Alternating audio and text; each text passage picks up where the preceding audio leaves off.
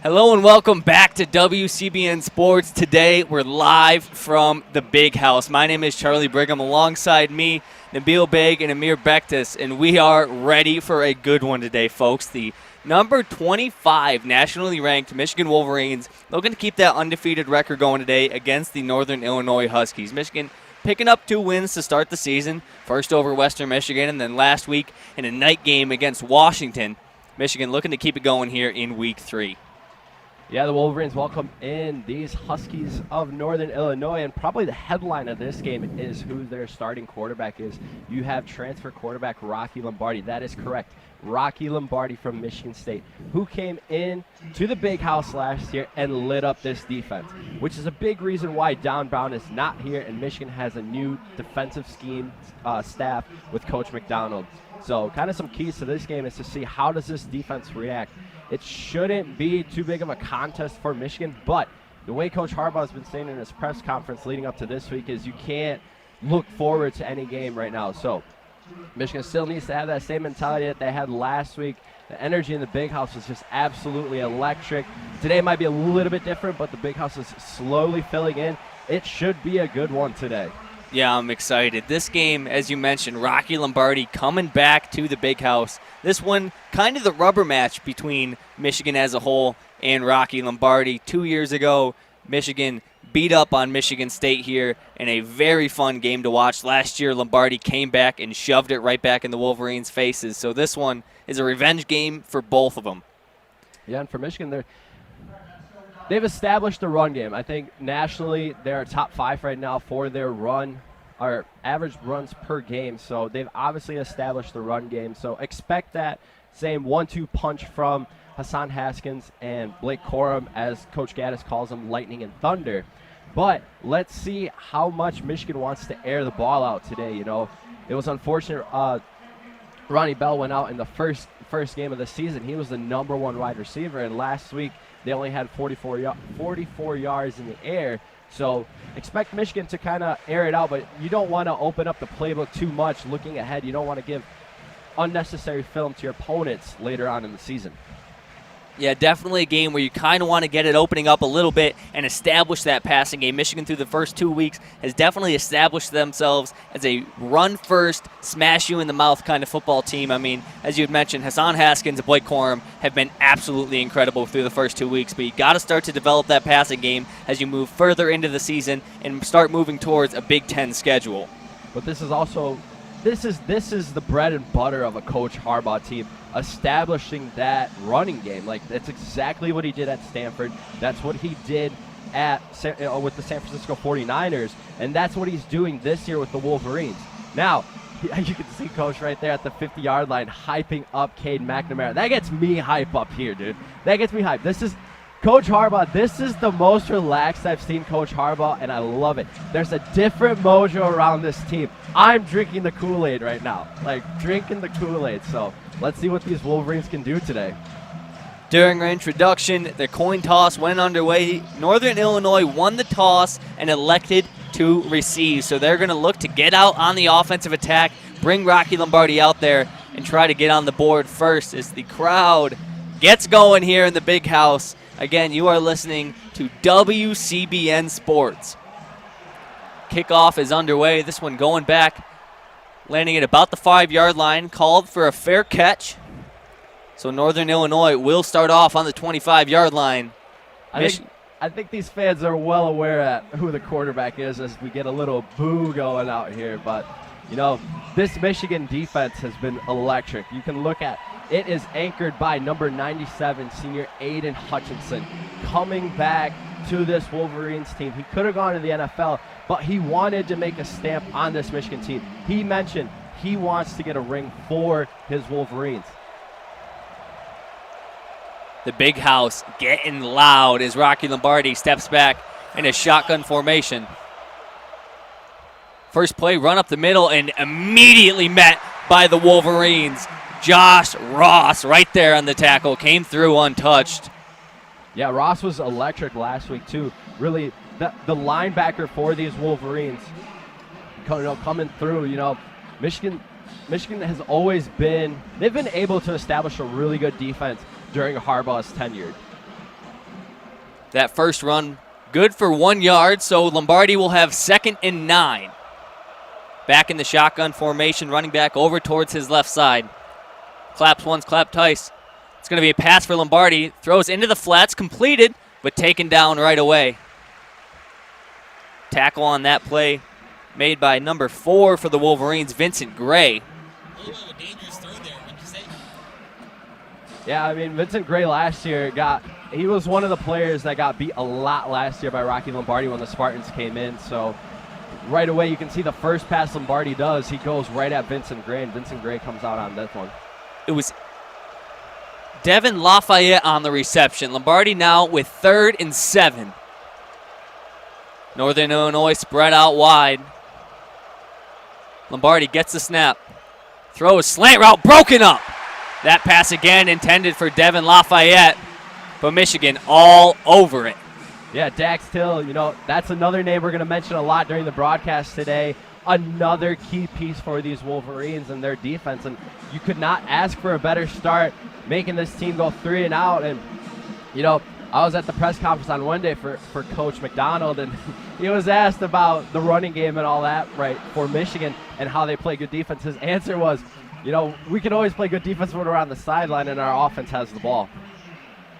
Punt away, bounces over the head of A.J. Henning. He's got room to work, moving up towards the 50-yard line, gets a block, and eventually brought down. But a great return from A.J. Henning. Initially read the ball wrong. It took an awkward bounce over his head. He had to turn around, catch it over his shoulder like he was catching a go route, over back by the 20, but brought it 30 yards out. And Cade McNamara and the Michigan offense are going to have some great field position to start. Ball will start on the 48-yard line. Yeah, great field position to start on your first possession. You're already in your opponent's side of the field, and so. And it looked like A.J. Henning had a pretty good path there to the end zone, but was unable to fully make his way. First play on the way. It's going to be a pass. Completed to McNamara's pass. Over on the sideline. He had some room to work. That one completed to Dalen Baldwin. Baldwin made a nice move to make his defender miss for a fresh set of downs. Yeah, as we mentioned in the pregame, Michigan unfortunately losing Ronnie Bell in that first game. You want to see which wide receiver can step up right there. And the Wolverines right on the first play airing it out, even though everybody in the stadium expected them to run it. Back in the shotgun formation. It's McNamara with Hassan Haskins behind him. It's going to be a run. Haskins swallowed up right in the backfield. Looks like it might have been a gain of 1. Kind of a halfback draw. Northern Illinois came in untouched. I'd like to see Cade kind of keep some of those RPOs. Also keep the options. It seems like he always seems to want to hand it off and doesn't really take the time to see whether he should actually run it himself. Lance DeVoe on that last tackle, so McNamara will face 2nd down for the first time today, 2nd and 9. Again, it's going to be Haskins. He's got room to work. Makes a man miss, stiff arms, and is taken down eventually at the 20-yard line, but not before Michigan tallies another first down. Yeah, Hassan Haskins breaking out to the left right there and stiff-arming his defender to get that first down for the Wolverines. And right away, the Wolverines are on the edge of the red zone. It's almost like it's too easy. Eric Rogers, the cornerback, on that tackle. Almost like I shouldn't say it's too easy. Michigan gave him that same look, the jet sweep into the run as Hassan Haskins will quick come off the field. Michigan was already set up. Blake Corum will come in. McNamara gets him set. Michigan heavy loaded on the left side. The right side of the field completely open. McNamara back to pass. Man came through untouched. He's going to throw it away. That pass towards the sideline intended for Luke Schoonmaker. Lance DeVoe on the coverage on Schoonmaker. So it'll be 2nd and 10. First incompletion. The O-line untouched there. And McNamara didn't have any time to throw at all. Devontae Amer pressuring McNamara there, as you said, Nabeel, came through practically untouched. It'll be 2nd and 10. Michigan now has flopped the field, heavy on that wide side. McNamara in the shotgun again. Hand off to Corum. He's got a hole. Finds a block, breaks over to the right side, makes a man miss, and eventually brought down, but not before. Gets all the way up to the 4-yard line. Michigan, we mentioned before this game, established themselves early in the season as a run-heavy team and an effective run team, showing it off here. Hurry up offense. McNamara again to Corum. Powering his way up, and he's going to be brought down at the 1-yard line. Michigan wasting no time trying to get themselves into the end zone. Trying to pound it in on their first drive here. The Wolverines right now on the 1-yard line, knocking on the door. Again, going with the no-huddle offense. QB sneak by Cade McNamara, and he's in for the touchdown. Michigan attacks first. 11:05 left on the clock in the first quarter, and the Wolverines are on the board. Marched their way right down the field. Started off with a nice pass from McNamara. Established the run game, and McNamara finishing it off there on that first drive. Touchdown on the QB sneak. You got to give credit where credit is due. This offense, it all starts with that offensive line and opening up the gaps for Corum. And then also the wide receivers really stepping up and blocking down the field. You could not ask for a better start if you're Coach Harbaugh. The extra point is good, so Michigan takes an early 7-0 lead here against the Huskies. That drive started with the great return from A.J. Henning to give Michigan great field position. Started on Northern Illinois' 48-yard line. Michigan, 7 plays, 48 yards, and the score. 34 rushing yards on that initial drive. We had mentioned it previously. Michigan not wasting any time. And you love to see how quickly Michigan was running that offense. There wasn't really too much time waiting around. And Cade McNamara just went up to the line and did his thing. And on that QB sneak, he found the hole and was able to punch it in for the touchdown. Both running backs, Blake Corum and Hassan Haskins, getting work on that first drive. Corum with 2 carries for 19 yards, averaging 9.5 carries through his first few. Haskins, 2 attempts for 14 yards. And McNamara, well, he only had 1 yard, but it was the important one, a touchdown on the QB sneak to get the Wolverines out in front. The most important one right there, making sure you score on the touchdown. McNamara on that first drive, 1 for 2 for 14 yards. So Michigan really effective. Yeah, this offense, it's really clicking. It's really clicking. When you establish the run game, you're able to possess the ball. And, Cade McNamara, he's been really labeled as like a managing type of quarterback where he's smart with the ball. He manages the game really well. Like, couldn't ask for anything better for Coach Harbaugh right there. So, the run game right there established by Michigan. First play for them is a throwing play as Blake Corum's heading to the tunnel, runs through the tunnel. That could be probably a bathroom break or something. Yeah, Corum looked really good on that first drive, and he came in for Hassan Haskins and ran the ball well and came right off the field. It didn't look like he was shaking up at all, so who knows, maybe it is, as we still waiting to get underway here, both teams in their huddles.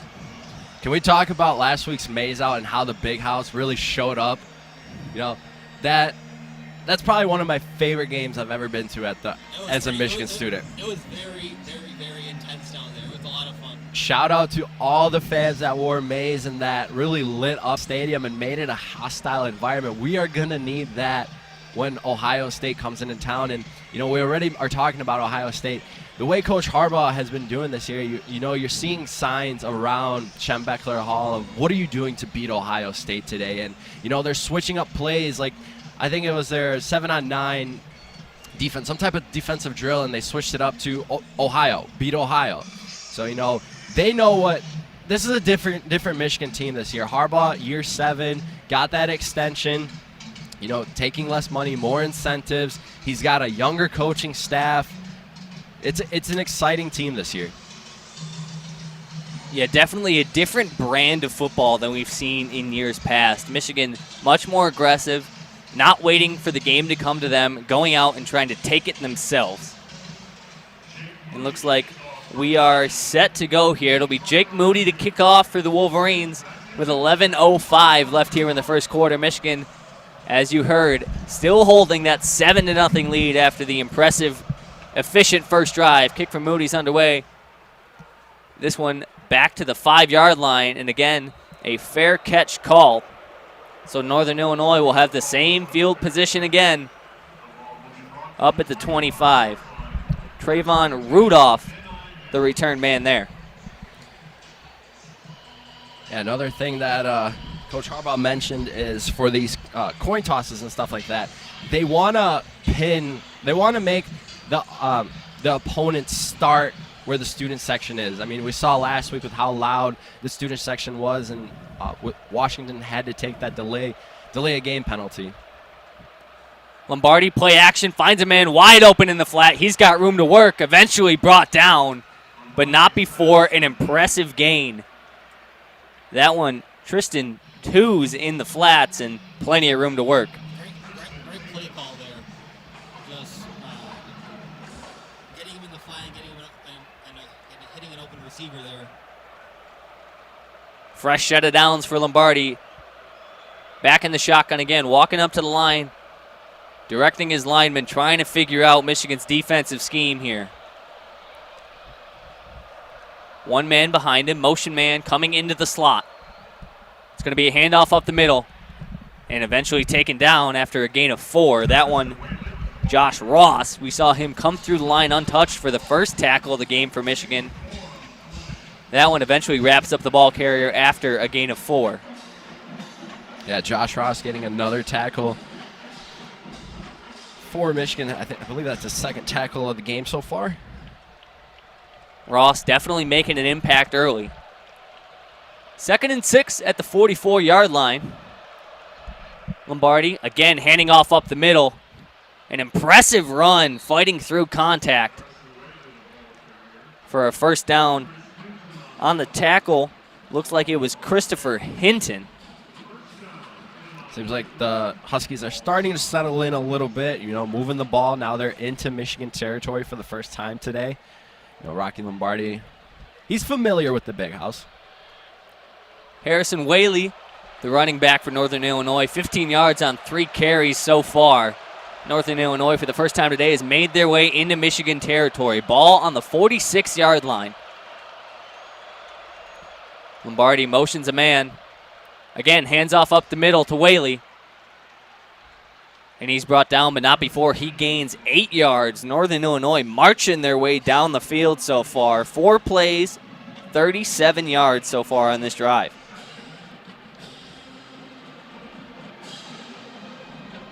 Lombardi brings his team into the huddle.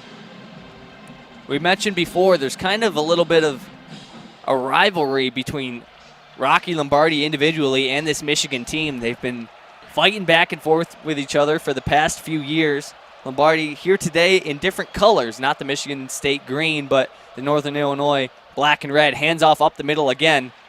Ball carrier spins away from the pile and gets to the outside. Stiff arms a man, stiff arms another, and eventually pushed out of bounds. Ball carrier there, Clint Rakovich. Josh Ross again on the tackle. Fresh set of downs for the Huskies. Ball carrier there refused to give up. Spun out of the pile. Looks like Michigan originally just had him wrapped up at the line, but kept fighting through. 2 men out wide on the near side. Ball on the 27-yard line. Motion man, ball handed up the middle. Lombardi's going to keep it himself. He's got room to work to the outside. And eventually brought down at the 11-yard line. Rocky Lombardi, great play fake there. And had this entire near side open to himself. Fooled us up here in the broadcast booth. That's not something we've seen him do today. Northern Illinois just been pounding it up the middle. Lombardi taking advantage of Michigan kind of being lackadaisical there on this near side. Yeah, how bad do you think Lombardi wants to win this game today? Very. typically when you see like that, when your quarterback is running, they'll like slide when there's multiple guys on them. Not Rocky Lombardi. Rocky Lombardi, he's smelling the end zone. He wanted that touchdown right there. Big House getting loud. Lombardi back to pass. Looking to the end zone, just too wide. Intended for Devin Lafayette.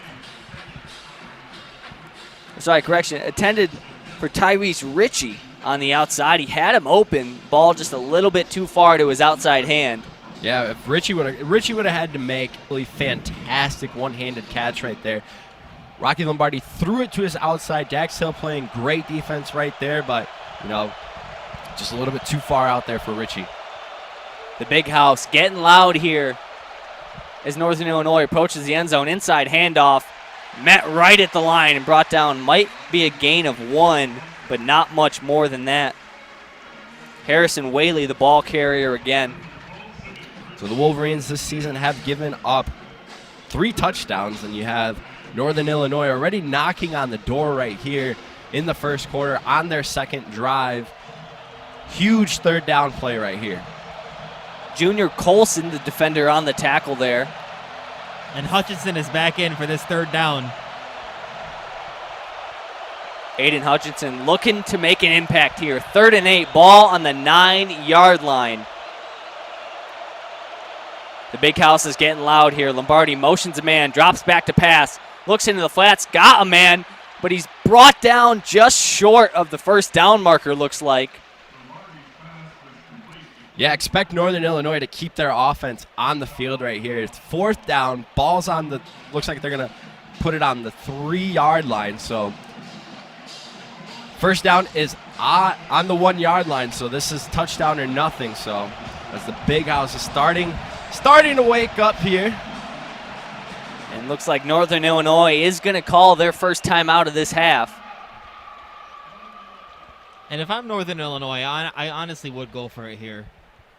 You're going to have to keep up with Michigan, and you know your defense probably can't keep up with Michigan's offense, and so yeah, great. It's kind of like playing the Chiefs if you were in the NFL. That's a great point, Nabeel. You're going to have to keep up. You know, Michigan on their first possession scores their opening touchdown, and Northern Illinois, you're knocking on the end zone right here on the goal line. You're knocking on the goal line, so you got to leave with points right here, because who knows how many times you're going to get the ball in this game before it just gets out of reach. You know, Northern Illinois, after that first drive, looked, you know, not too impressive at all. It's come right out here and completely flipped the script. 9 plays so far for 72 yards. They've made their way all the way. Second touchback on the kickoff return, and Rocky Lombardi has taken full control. He's got 23 yards on 3 for 5 passing, and Northern Illinois is 52 combined rush yards as a team. Harrison Whaley leading the way with 24 yards on 5 carries. Out there on the field right now, the Michigan women's rowing team. I would have never thought there'd be that many rowers. Is getting honored right now. They were the 2021 Big Ten champions. You know, when I first came to Michigan, I was thinking about joining the rowing team. Get out of here! No way. No I mean, way. you see the men's rowing team set up their boat on the Diag, and they're recruiting. Yeah. And you know how they get you? They're like, oh, come out to the river front right there. We'll let you guys test it out and everything like that. We'll have free pizza. That's one way to get students to come out there. And I go out there, and, you know, a lot of us were like, you know, let's go on the water. Let's test it out. We get there, they have these, like, the rowing machines. You're not even able to go on the water, so we got our free pizza. But no, rowing it's legit. It's not easy. Oh, it's not easy at all. That's why I'm surprised there's so many of them on that field. Mm-hmm. Looks like we just have a very large team. Brigham out, starts playing, and we are just about ready to go. 20 seconds left in this timeout. Both J.J. McCarthy and Cade McNamara out there on the field getting some warm-up throws in. If you're a Michigan fan, you'd love to be able to see McCarthy here today. You saw him back in week 1 against Western Michigan, made that impressive cross-field throw that was plastered all over social media. And looks like Northern Illinois is going to elect to kick a field goal here on 4th and 2.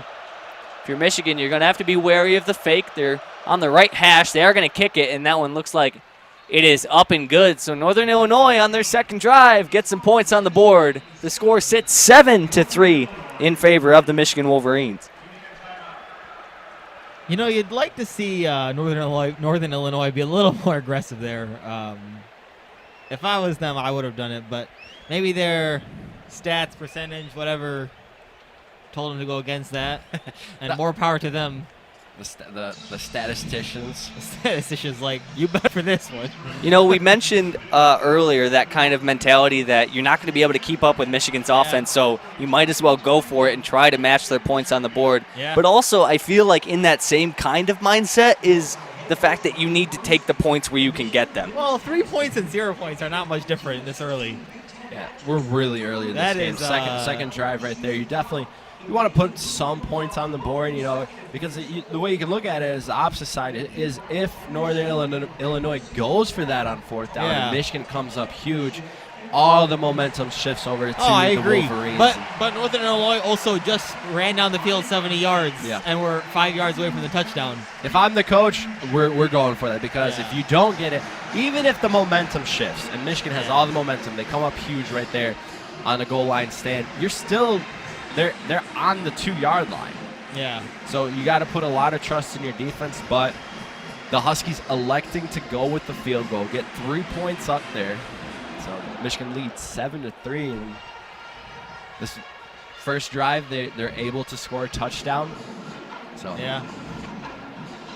You know, speaking of how the rowing team was so large, this tennis team is really small. There's only like 7 of them. I would have thought tennis would have had like 30 people. Yeah, tennis is, like you said, very small. I don't know if the whole team couldn't make it out today, but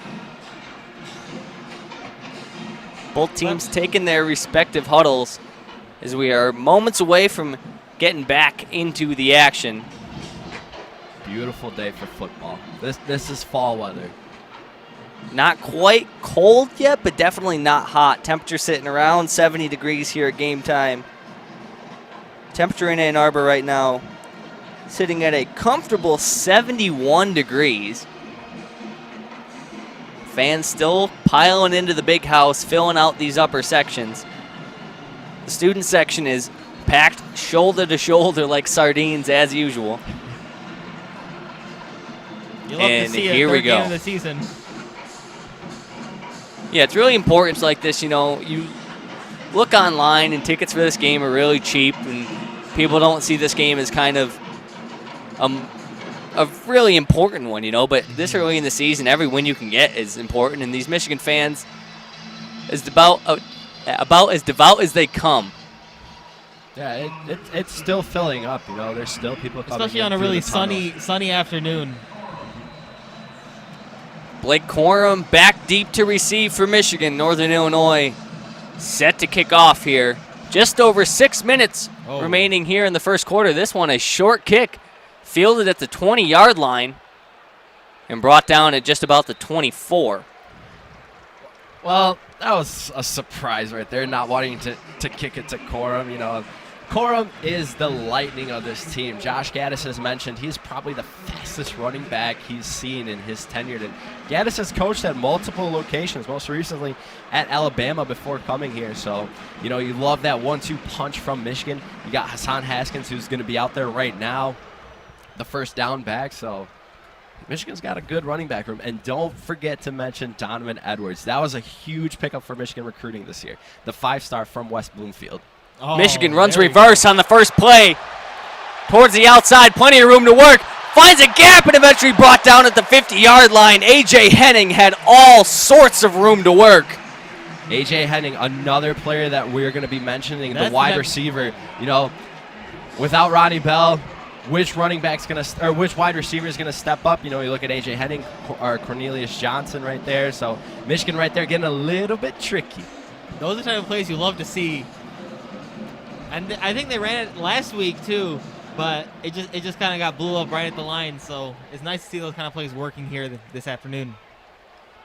After the big 26-yard gain, Michigan has great field position. Hassan Haskins up the middle, gets another room, and he's going to have a carry of 12 yards for himself. Another first down here for Michigan. 2 plays, 2 first downs, not wasting any time moving the ball down the field. Back to A.J. Henning.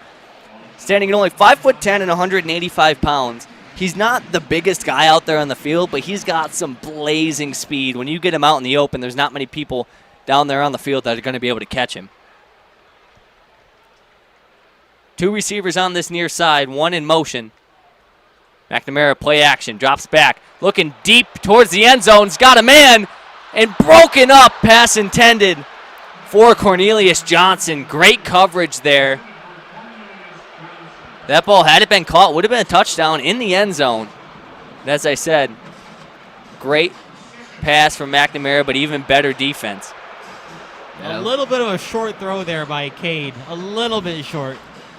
Yeah, it was a little bit behind, just a little bit more power to hit Cornelius in stride, and that's 6 points right there for these Wolverines. But, you can see it right now. The Michigan Wolverines are trying to open up this game, trying to get the wide receivers involved. Corum, handoff up the middle, barely gets tripped up. He would have had all sorts of green grass. He was. Blake Corum right there. There was nobody in front of him. He stays on his feet. He has gone to the end zone, and that's 6 points. Michigan continuing to pound the ball up the middle, but back to that incompletion, that pass broken up by Jordan Gandy. That's something that we talked about before the game. Michigan is kind of establishing themselves as a passing team here earlier in this game. They've been getting after it and staying aggressive. 1 man in motion. Corum, handoff again, pounds his way up for a first down, 4-yard run. This offensive line is really impressing me right now. As soon as the ball is snapped, these Wolverines already have their opponents 2 to 3 yards behind the line of scrimmage. And that makes it so easy for Blake Corum and Hassan Haskins to run through these Huskies. And that's not something that we've seen from Michigan teams in the few years before this. It was kind of almost getting normal to see the Michigan line getting pushed back. McNamara alone in the backfield. Receiver spread out. Throws a quick hitch route to the outside, and he's tackled right away. That pass pulled in by Dalen Baldwin. So I mentioned Donovan Edwards. He's into this game already. Checked in at running back and then went out to wide receiver. So this kid is special. I watched him last year during the state championship game at West Bloomfield. He's got some juice to him. He can really run out there. So this guy could be special for Michigan. That's the future. Him and J.J. McCarthy.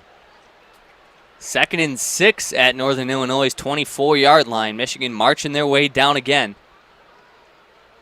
A little bit of motion in the backfield. Handoff up the middle. And he's got a fresh set of downs. Donovan Edwards, the freshman from West Bloomfield, getting some action there in the background and making an impact for the Wolverines here. Yeah, Mike Hart mentioned during his press conference this week his biggest regret against Wisconsin was not getting more possessions for Donovan Edwards. And that's 4 different rushers Michigan's had this afternoon. So they're really spreading the ball around. It's a deep running back room. Wolverines going empty again here on 1st and 10. Drops back to pass. On the outside to Blake Corum. Nobody near him. Pounced through one man and is eventually knocked out of bounds at the 3-yard line. Wolverines really, this is their second drive. Just remember that again. And they're moving the ball so well. You don't want to say it, but they're making it look easy. Which is what you like to see against teams that come in and that are like that are Northern Illinois types. I won't say what types that means, but just Northern Illinois types of teams. What you like to see from Michigan. 2 tight ends, and we're going to have a flag in the play. It's going to be encroachment on the defense. Free play for the Wolverines right there, and the referees blow it dead. But it was a run play, so. It's not like McNamara's Aaron Rodgers, but come on, you got to give it to Rodgers. You got to give it to All right, you mentioned Rodgers. Do the Lions upset? Well, I don't know if it'd be an upset after what Green Bay did last week. Lions are going to win. Lions are going to win. Rodgers. It is offsides on the defense. Ball will be placed at the 3-yard line. So Michigan knocking on the door here, looking for their second touchdown. Back in their first possession of the game, we saw them score. They marched right down the field. Impressive running play from both Corum and Haskins, but it was Cade McNamara that snuck it in the end zone on the 1-yard QB sneak. Again, tight, McNamara under center, hands off to Corum. Gets a block and into the end zone for a touchdown. Michigan scores again. Yes, sir. Who else other than Blake Corum, the lightning for these Wolverines, pounding it into the end zone as Michigan scores. They are 2 for 2 today. Michigan not wasting any time putting points on the board. That drive, 9 plays, 76 yards. And Michigan now holds a 10-point lead, looking to make it 11 with the extra point here. Jake Moody's attempt is up and through the uprights and into the stands. Uh-oh, that could be dangerous. Let's see how far this ball goes. Not very far. The usher was on that. Hey, Coach Harbaugh, take notes on this usher. He was all over that ball. And so this is why I think Northern Illinois should have definitely gone for it. Because now you're down 14-3, right? Whether it would have been 14-0, doesn't matter. You still need 2 scores, 2 touchdowns at that. So 14-7 is a lot more of a great score to have. And honestly, 14-0 is not much worse than 14-3. So that's just my view on things. But I know I'm preaching to like an empty, what is it? Empty, whatever. But I just think it wouldn't be helpful. So Northern Illinois going to look to come back and put some points of their own on the board. Oh, nice catch.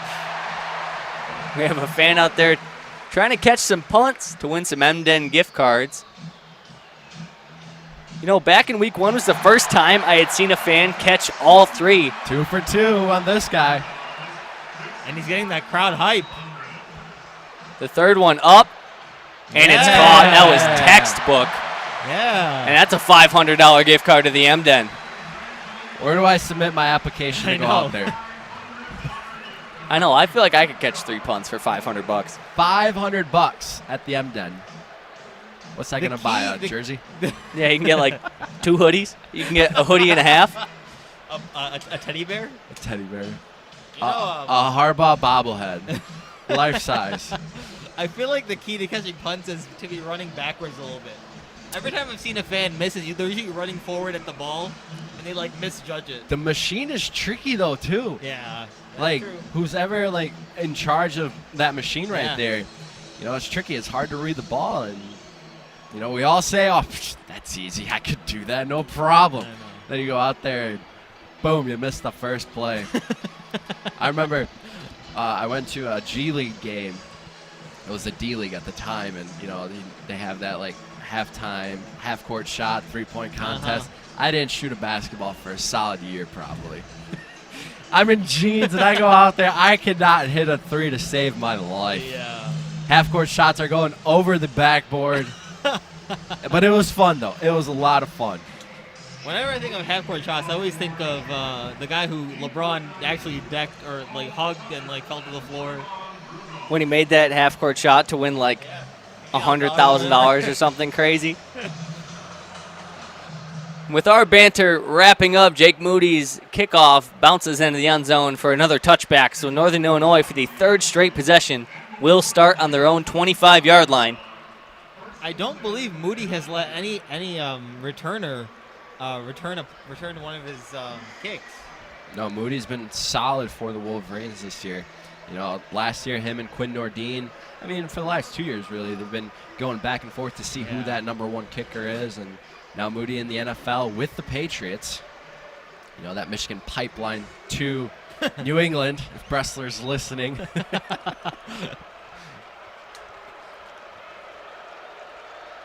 Fresh drive here for Rocky Lombardi. First play, jet sweep on the outside, and wrapped right up in the backfield. Vincent Gray all over that. They did not fool him.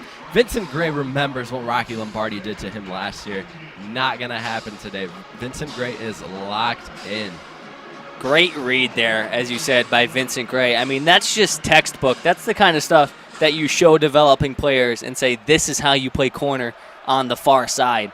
Saw the motion go the opposite way, decided to stay, and was just right there waiting for it. Aiden Hutchinson looks like he might have made the tackle move. We'll see what the call is. And it is going to be a false start.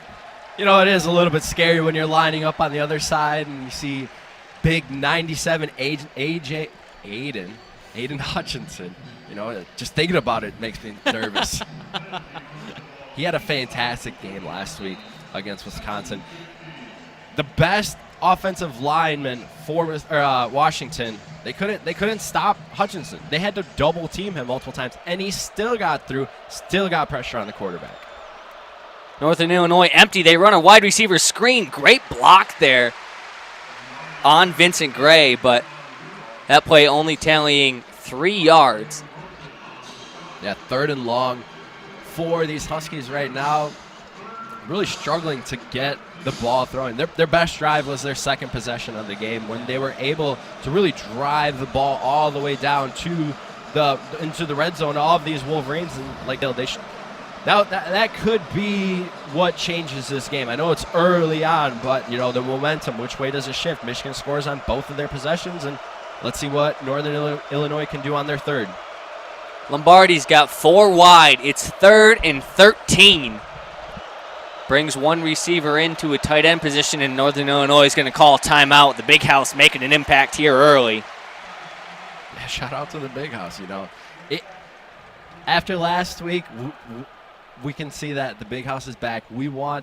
Michigan wants this to be such an intimidating stadium to come to, the biggest college football stadium out there. You know, you're going to have Penn State tonight with the whiteout, and I'll give credit to Penn State. That's a sweet atmosphere that they have down there. But if Michigan's able to get that maze out, making it an annual thing, this place can be intimidating. This place can be super loud, 110,000 people coming in. Yeah, Northern Illinois has already used 2 of their 3 first-half timeouts, so Big House definitely making an impact. Going back to that maze out, you saw plastered all over social media, you know, wear maze before the game. And there was honestly a lot of skepticism in the fan base of whether or not people were actually going to follow through with it, because in years past, Michigan had tried to do the whole maze out thing, and it worked to some degree. But, I mean, that game last Saturday against Washington, you couldn't see anything besides maze in the stands. Turn of the pom-poms, too. That was awesome. 5 receivers wide for Lombardi here. 3rd and 13. Gets the snap, drops back to pass, hits one out wide, and he drops the pass. It was a wide open look. I mean, a first down was handed to Northern Illinois there. Miscommunication on the coverage, and Lombardi's receiver can't haul it in. So that's going to be 4th and 13. Michigan avoids disaster there, and they're going to be able to go back out on the offensive attack. That pass intended for Muhammad Tour. Yeah, Tour right there. Really, just the ball was there on time. Rocky Lombardi put it in the right spot. Tour just did not turn around in time, and Michigan forces the 3 and out. This punt back, it's going to be A.J. Henning to receive it. Makes one man miss. He's got the sidelines and is eventually pushed out of bounds after about 6 yards. Looks like he had the edge, but a nice play there by the Northern Illinois coverage team to not let him get into the open field. And so, teamwork, obviously. So, when Michigan's offense can be out there, control the game, have these long possessions where they can keep their defense on the sidelines, keep their energy in there, you know, it's just a great 1-2 punch. And so Michigan heading in the direction of their student section for first quarter. 3 seconds left on the clock before we head to quarter number 2. It's going to be A.J. Henning on a jet sweep. He's got the edge. He's got blockers. Down to the opposing 40-yard line and eventually brought down. For a second there, Henning looked like he might have gone the distance, but eventually cut off. Great angle there by the Northern Illinois defender. Yeah, I mean, the offensive line, it all starts with the offensive line for these Wolverines. You know, they get out there. As soon as the ball is snapped, these guys are 2 to 3 yards out on their defenders, making these gaps and holes for the running backs and making the A.J. Hennings, the Corums, the Hassan Haskins look really good. As we head into the break between the first and second quarter, story of the game so far has been that front offensive 5. I mean, Michigan's been able to do pretty much whatever they've wanted on the offensive end. both rushing and passing. 91 total rushing yards as a team with 5 different rushers. Cade McNamara, 4 for 6 for 55 yards passing. That's already more than he had last week against Washington. As I said, all sorts of guys getting involved. Blake Corum's got 28 yards. Hassan Haskins, 28 yards of his own. A.J. Henning, 26 yards. Edwards has 8. McNamara has 1 for that initial QB sneak, the first score of the game. But Michigan spreading the love all around, but that front 5 at the core of everything. You'd love to see the multifaceted offense taking place here today. As a fan, which I like to consider myself a fan at this point, honestly, in this broadcast. You're our celebrity guest today. The celebrity guest. The super senior guest. No, Michigan's able to just pick and choose what they want and when they want it right now in this offense. And so far, that's been really incredible to watch from a fan perspective, because everyone down there, big play, and they're getting that so far from all these different players. So Michigan fans are loving it right now. Northern Illinois fans, however, are a little bit frustrated at the lack of creativity that's being had so far. So we're looking to see what Northern Illinois has in store on the defensive side, what defensive changes they can make. So as we're still waiting for the second quarter to get underway, give you a quick look around the rest of the college football world. Miami of Florida and Michigan State are currently tied at 0 at the end of the first quarter. Buffalo is up on number 16 Coastal, 14-7 at the end of the first quarter there. West Virginia holds a 7-point lead over rival Virginia Tech at the end of the first quarter. Big Ten, Nebraska, just barely losing to Oklahoma. And Oklahoma, the number 3 ranked team in the country right now. That game sits at 7-3 in favor of the Sooners. Huskers. That'd be a huge upset. Husker football. Indiana is currently leading the Cincinnati Bearcats 7-0. Texas A&M is up 14-0 over New Mexico. And that is all the games going on right now. Later in the day, some highlight matchups. Purdue and Notre Dame, Alabama and Florida, and Ohio State is playing Tulsa later. That one not really a highlight matchup, but we are set to go here. And Blake Corum gets some room to run. He's breaking all the way across the field, back out to the outside. Big gain there for Blake Corum. You almost think that Blake Corum's feet are just moving way faster than his body, because he's just like slipping through these defenders. You think you have him, and nope, Corum's still up, and then he's falling. He's losing his balance. He's still going. That would have been impressive if he would have scored that touchdown. Jordan Gandy eventually knocks him out of bounds down at the 16-yard line, but not before the 24-yard gain for Corum. Michigan, again, just pounding it down Northern Illinois' throat here. Motion, again, handoff to Corum. To the outside, looking for some room, but Northern Illinois not tricked by the motion going the opposite way. That one good for 0 yards, so Corum, after the big gain, is wrapped right up. Michigan already has 10 first downs, 170 yards total, 115 of those on the ground. It'll be 2nd and 10 from the 16-yard line. McNamara back in the shotgun. 2 receivers wide on this near side, 1 on the far side. Rolling out to his right, throwing on the run. That's caught. Makes a man miss towards the end zone and brought down at the 4-yard line. That pass caught by Cornelius Johnson. Wide receivers are really stepping up today. Michigan's opening up that playbook, getting the ball more in the air because, okay, so the way Northern Illinois prepared for this game, they're like, okay, Michigan's a run team. Let's load up the box, and Michigan established that run game early. So now that opens up the wide receivers and gives Cade McNamara the chance to air the ball out. 1st and goal from the 4-yard line. Handoff to Hassan Haskins up the middle. Makes his way up to about the 1. So Michigan back on that 1-yard line, knocking on the door, opposite end zone this time. Interesting look. McNamara in the shotgun formation. Again, handoff to Hassan Haskins, and he goes up and over for a touchdown, Wolverines. They look like Superman. Wolverines 3 for 3 on their possessions today. Here's a stat line. They're averaging 8.3 yards per carry today. The Michigan running backs all year have been doing whatever they want. And today especially, they are just running all over the Huskies. 8.3 yards, folks. That's the okay. 1st and 10. You get 8 yards on your first play. You make it 2nd and short. Makes life a lot easy. Makes life much easier and takes a lot of pressure off your quarterback. Or you could just do a run of 0 yards and a run of 16. But the shocker, though, is that the time of possession is almost identical. It's only like a 20-second difference. And Michigan's up 21-3 over Northern Illinois right now. Jake Moody, money as usual. Money Moody. Score now sits 21-3 in favor of the Michigan Wolverines. This offense just cannot be stopped right now. Let's get that hashtag going. Money Moody. Fun fact about Moody is I've been watching him for the past 6 years because we went to the same high school. Really? So he was our high school kicker, and he consistently hit 60-yarders in high school. Did you try to go up against him at all? Huh? Did you try to go up against him at all? No. Hey, Moody.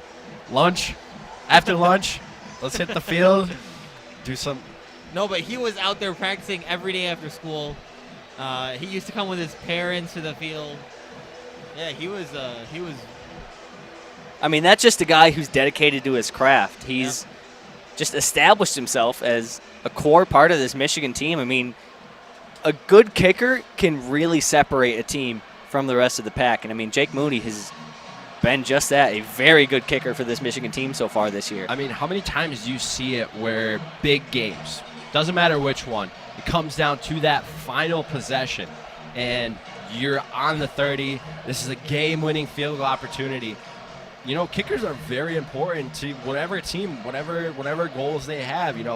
The job of the quarterback is to get the kicker into a good spot, and you rely heavy on the kicker, and the kicker can either be a hero and everybody loves him on campus, or the complete opposite. So it's a love-hate relationship. I wonder when we're going to get a chance to do Hometown Heroes today. Nabeel, if you would like to do Hometown Heroes, we can definitely give you that opportunity I probably later. will do Hometown Heroes at halftime. For those of you who don't know what Hometown Heroes are, I go through our players. I go through the players on Michigan's roster, and I go through the players on Northern Illinois' roster, and I just call out their hometowns that I find interesting. It's his favorite thing to do when calling volleyball. Michigan, shout out to Michigan volleyball team last night. 2 Winning for 2, and they're going 3 sets against Boston College, and today they're playing I believe it's the championship. They're playing Dayton today. Yeah, Dayton, and Dayton looked fantastic last night too, winning their 3 sets against Eastern Michigan. So, for everybody after this game, 4 p.m., Cliff Keen Arena, the Michigan Wolverines playing Dayton in the championship game. Let's just shove 100,000 fans into Cliff Keen. Let's do it. It was electric yesterday too. Yeah, it was. Yeah. You know what? Just have the volleyball team play right here. Right here on the turf. Jake Moody's kickoff well through the end zone. Actually just missing the goalpost just right. Almost aced that one. I think he tries to get it in there. So with 12:55 left on the game clock here in the first half, Rocky Lombardi and the Huskies going to look to put some more points on the board here. They're down by 18, the score 21-3. And with the Michigan offense producing at the rate it is kind of go time here for Northern Illinois before this game really gets out of hand. 3 receivers wide, 1 running back in the backfield. Lombardi hands off up the middle, and he's got room to work. Nice run, bounces off a few tackles, gets to the outside, eventually brought down after a gain of 5. Late flag thrown there. There is a flag, so we'll see what that is. Nice run there, though, by Jay Ducker. Referees talking a little bit. And it's going to be a penalty, an unsportsmanlike conduct penalty on the offense. Such an unfortunate play. That's always really tough. I mean, when you're on the road, first of all, and you can't get your offense going, and you shoot yourself in the foot, and you put yourself behind the sticks early, and just unnecessary penalties. It's a tough one. The unsportsmanlike penalty on Travis will set Northern Illinois way back. Now 2nd and 19 from their own 16-yard line. 2 receivers on this near side. Lombardi's going to hand it off again, and there's a big hole. But Michigan swallows it up quick. And 2 good runs there, too. Both gains of like 5 and 7 yards. And it's unfortunate that the unsportsmanlike kind of penalty makes it 3rd and 12 for this Northern Illinois team. Yeah, Jay Ducker with a really nice run there, gain of 7. But it's still going to be 3rd and 12 after that penalty, as you mentioned, Nabeel. Lombardi's got receivers spread out here. Handoff to the outside, and he's wrapped up in the backfield. Right there on it. So you go right back to that play right there, the penalty. You set yourself back 15 yards, They're able to get to the original spot where they started from, and, the penalty right there, if you don't have the penalty, then you get the first down right there, but rather you go 3 and out, and now you're punting back to the Wolverines, who have scored on all 3 possessions so far. Mike Morris, great play there to come across the line and wrap up the ball carrier. A.J. Henning, we've said his name quite a few times today, back there to receive this punt. He's going to catch this one in the air, and now breaking towards this near side and brought down right away. Great coverage there by Northern Illinois, not giving Henning any room to work. It looked like about a 2-yard return. Michigan's going to go to work 1st and 10 from their own 29-yard line here with 11 minutes and 9 seconds left here in the first half.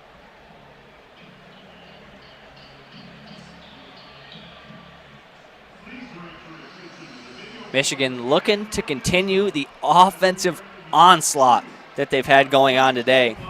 Offensive onslaught. That's a good term to sum it up. I mean, 119 rushing yards, 67 passing yards from Cade McNamara, and a 21-3 lead. I mean, this Michigan offense can't be stopped. We mentioned them earlier, but I just want to commend the Michigan front 5. The Michigan offensive line has just been absolutely fantastic all year long, and especially today.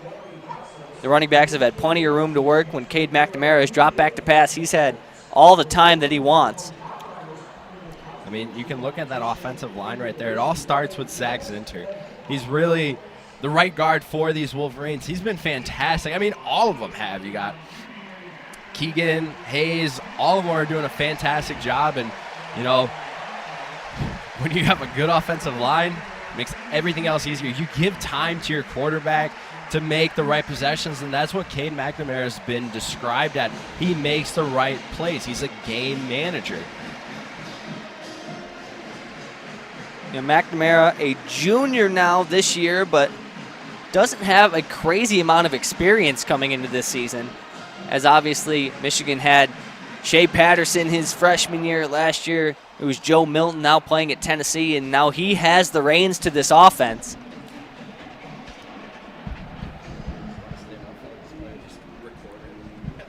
Out there on the field, it's McNamara playing a little bit of catch with J.J. McCarthy. All the quarterbacks staying out there, staying loose. At the rate this offense is producing, looks like the Michigan fans might get what they want and be able to see some of J.J. McCarthy here today. I'm willing to bet we'll see JJ out there for a little bit. Probably some Dan Villari too. Maybe even Bowman, the transfer from Texas Tech. 40 seconds left in the media timeout before the Michigan offense gets back out there. I know we mentioned it before, but this is about as perfect weather as you could ask for. A light breeze, about 70 degrees out there, sun shining. It's beautiful. Middle of September. This is football weather.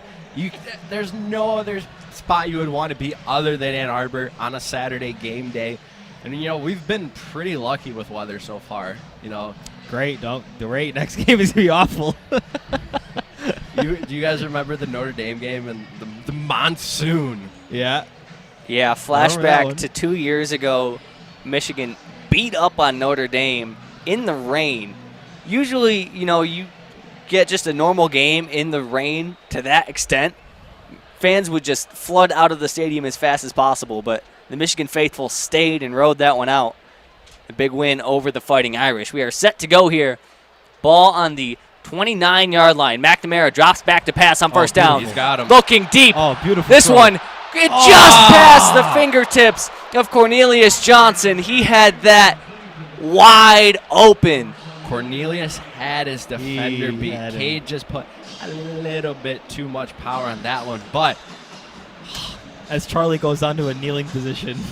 That was a beautiful ball from Cade McNamara. That's really the first time this season, other than maybe in game one on that long touchdown to Ronnie Bell, that we've seen Cade McNamara confidently throw the ball down the field, and especially towards the middle of the field. I mean, that was a great ball just past the fingertips of Johnson. You mentioned that. That reminded me so much of that the throw to Ronnie Bell in the first game against Western. McNamara right back to the air, and he's got his man for a first down. Nice little out route there. Josh Gaddis throwing a little bit of some spice into this game. Right there you can see it. Michigan, they're able to throw the ball. Yeah. They are able to throw the ball. They got 81 yards of passing already. Roman Wilson on the reception there. McNamara looking like a completely different player than he was last week. Going to have a handoff on 1st and 10 here. Had motion going the opposite way, handed it off to Donovan Edwards going off tackle back to that far sideline. A quick gain of 3. Yeah, Donovan Edwards right there. He I had think he two. missed He one of had those he holes. had two blockers in front of him, but just couldn't get through that hole right there. If he does, he's got green grass for days. Which is what you've seen a lot today, honestly. A lot of green grass ahead, just kind of getting tripped up. McNamara back to the shotgun. 2 receivers on this near side. Looking deep again. This one down the sidelines, and just out of the hands of the receiver. There is a flag down. That pass intended for Dalen Baldwin. Looks like we're going to have pass interference. Looks like should be on the defense. There was a lot of hand checking going on by both players there. Baldwin almost made the catch, though, too. Even with all that contact, he almost went over top of his defender to catch that ball. It is pass interference on the defense, so Michigan going to move up and have another first down. That penalty on Gandy on this near sideline. But again, it's great to see Cade McNamara staying aggressive and looking to throw the ball down the field. One thing I do like about college football pass interference is the fact that it's only 15 yards. That would have been a 40-yard gain there off that penalty, but I don't know. you don't agree? I don't know. I kind of like that. I mean, if you're defense, why not? I mean, if the guy's going to score a touchdown, which is what he would have done right there, give him 15 yards. Who cares? Yeah. Handoff in between the tackles to Blake Corum. He's got a gain of 4. And just continuing to up that yardage count. Now at 56 yards and a touchdown. Going back to that play there, that missed touchdown by Cornelius Johnson and Cade McNamara, I feel like you do have to get better at making those plays, though, because when you get those chances against big teams like Ohio State, Michigan State, Penn State, you're going to have to make those count. And it might not matter today, but it's going to matter then. So, great point. 4 receivers wide. Corum gets the handoff in between the tackles, makes one man miss, stiff arms another, and he's got a first down again. Gain of 10 for Blake Corum. He can start and stop just at will. He's just like Coach Gaddis says, the thunder and lightning of this team. That is the lightning of this Wolverines offense. You can't tackle him. Defenders, they're struggling to tackle him. His feet move so fast that his body can't keep up with him. Oh, fumbled snap, and Michigan just falls right on it. Looked like it was going to be an off-tackle handoff to Donovan Edwards, but McNamara just fumbled the ball a little bit. Edwards falls on it, so after the big gain, it's going to be 2nd and 18 for the Wolverines here. the first true miscue of the evening for Michigan. The first big mistake for these Wolverines. I mean, they dodge a bullet right there to get back on the ball right there. And 2 receivers wide.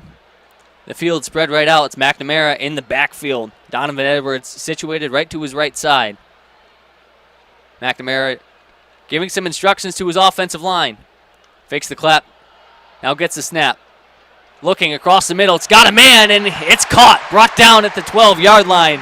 But that pass hauled in by Eric All. Yeah, Eric All, the tight end, the first catch for him of today's game, puts Michigan right back in the red zone. First down for the Wolverines, and they're clicking. They're clicking on all cylinders, baby. And Northern Illinois just didn't have enough people back there. They only had one deep safety that was kind of caught in the middle between the two tight ends streaking down the field, and so he had to choose one, and he chose wrong. Hand off to Quorum up the middle. Fighting through defenders for a gain of 3.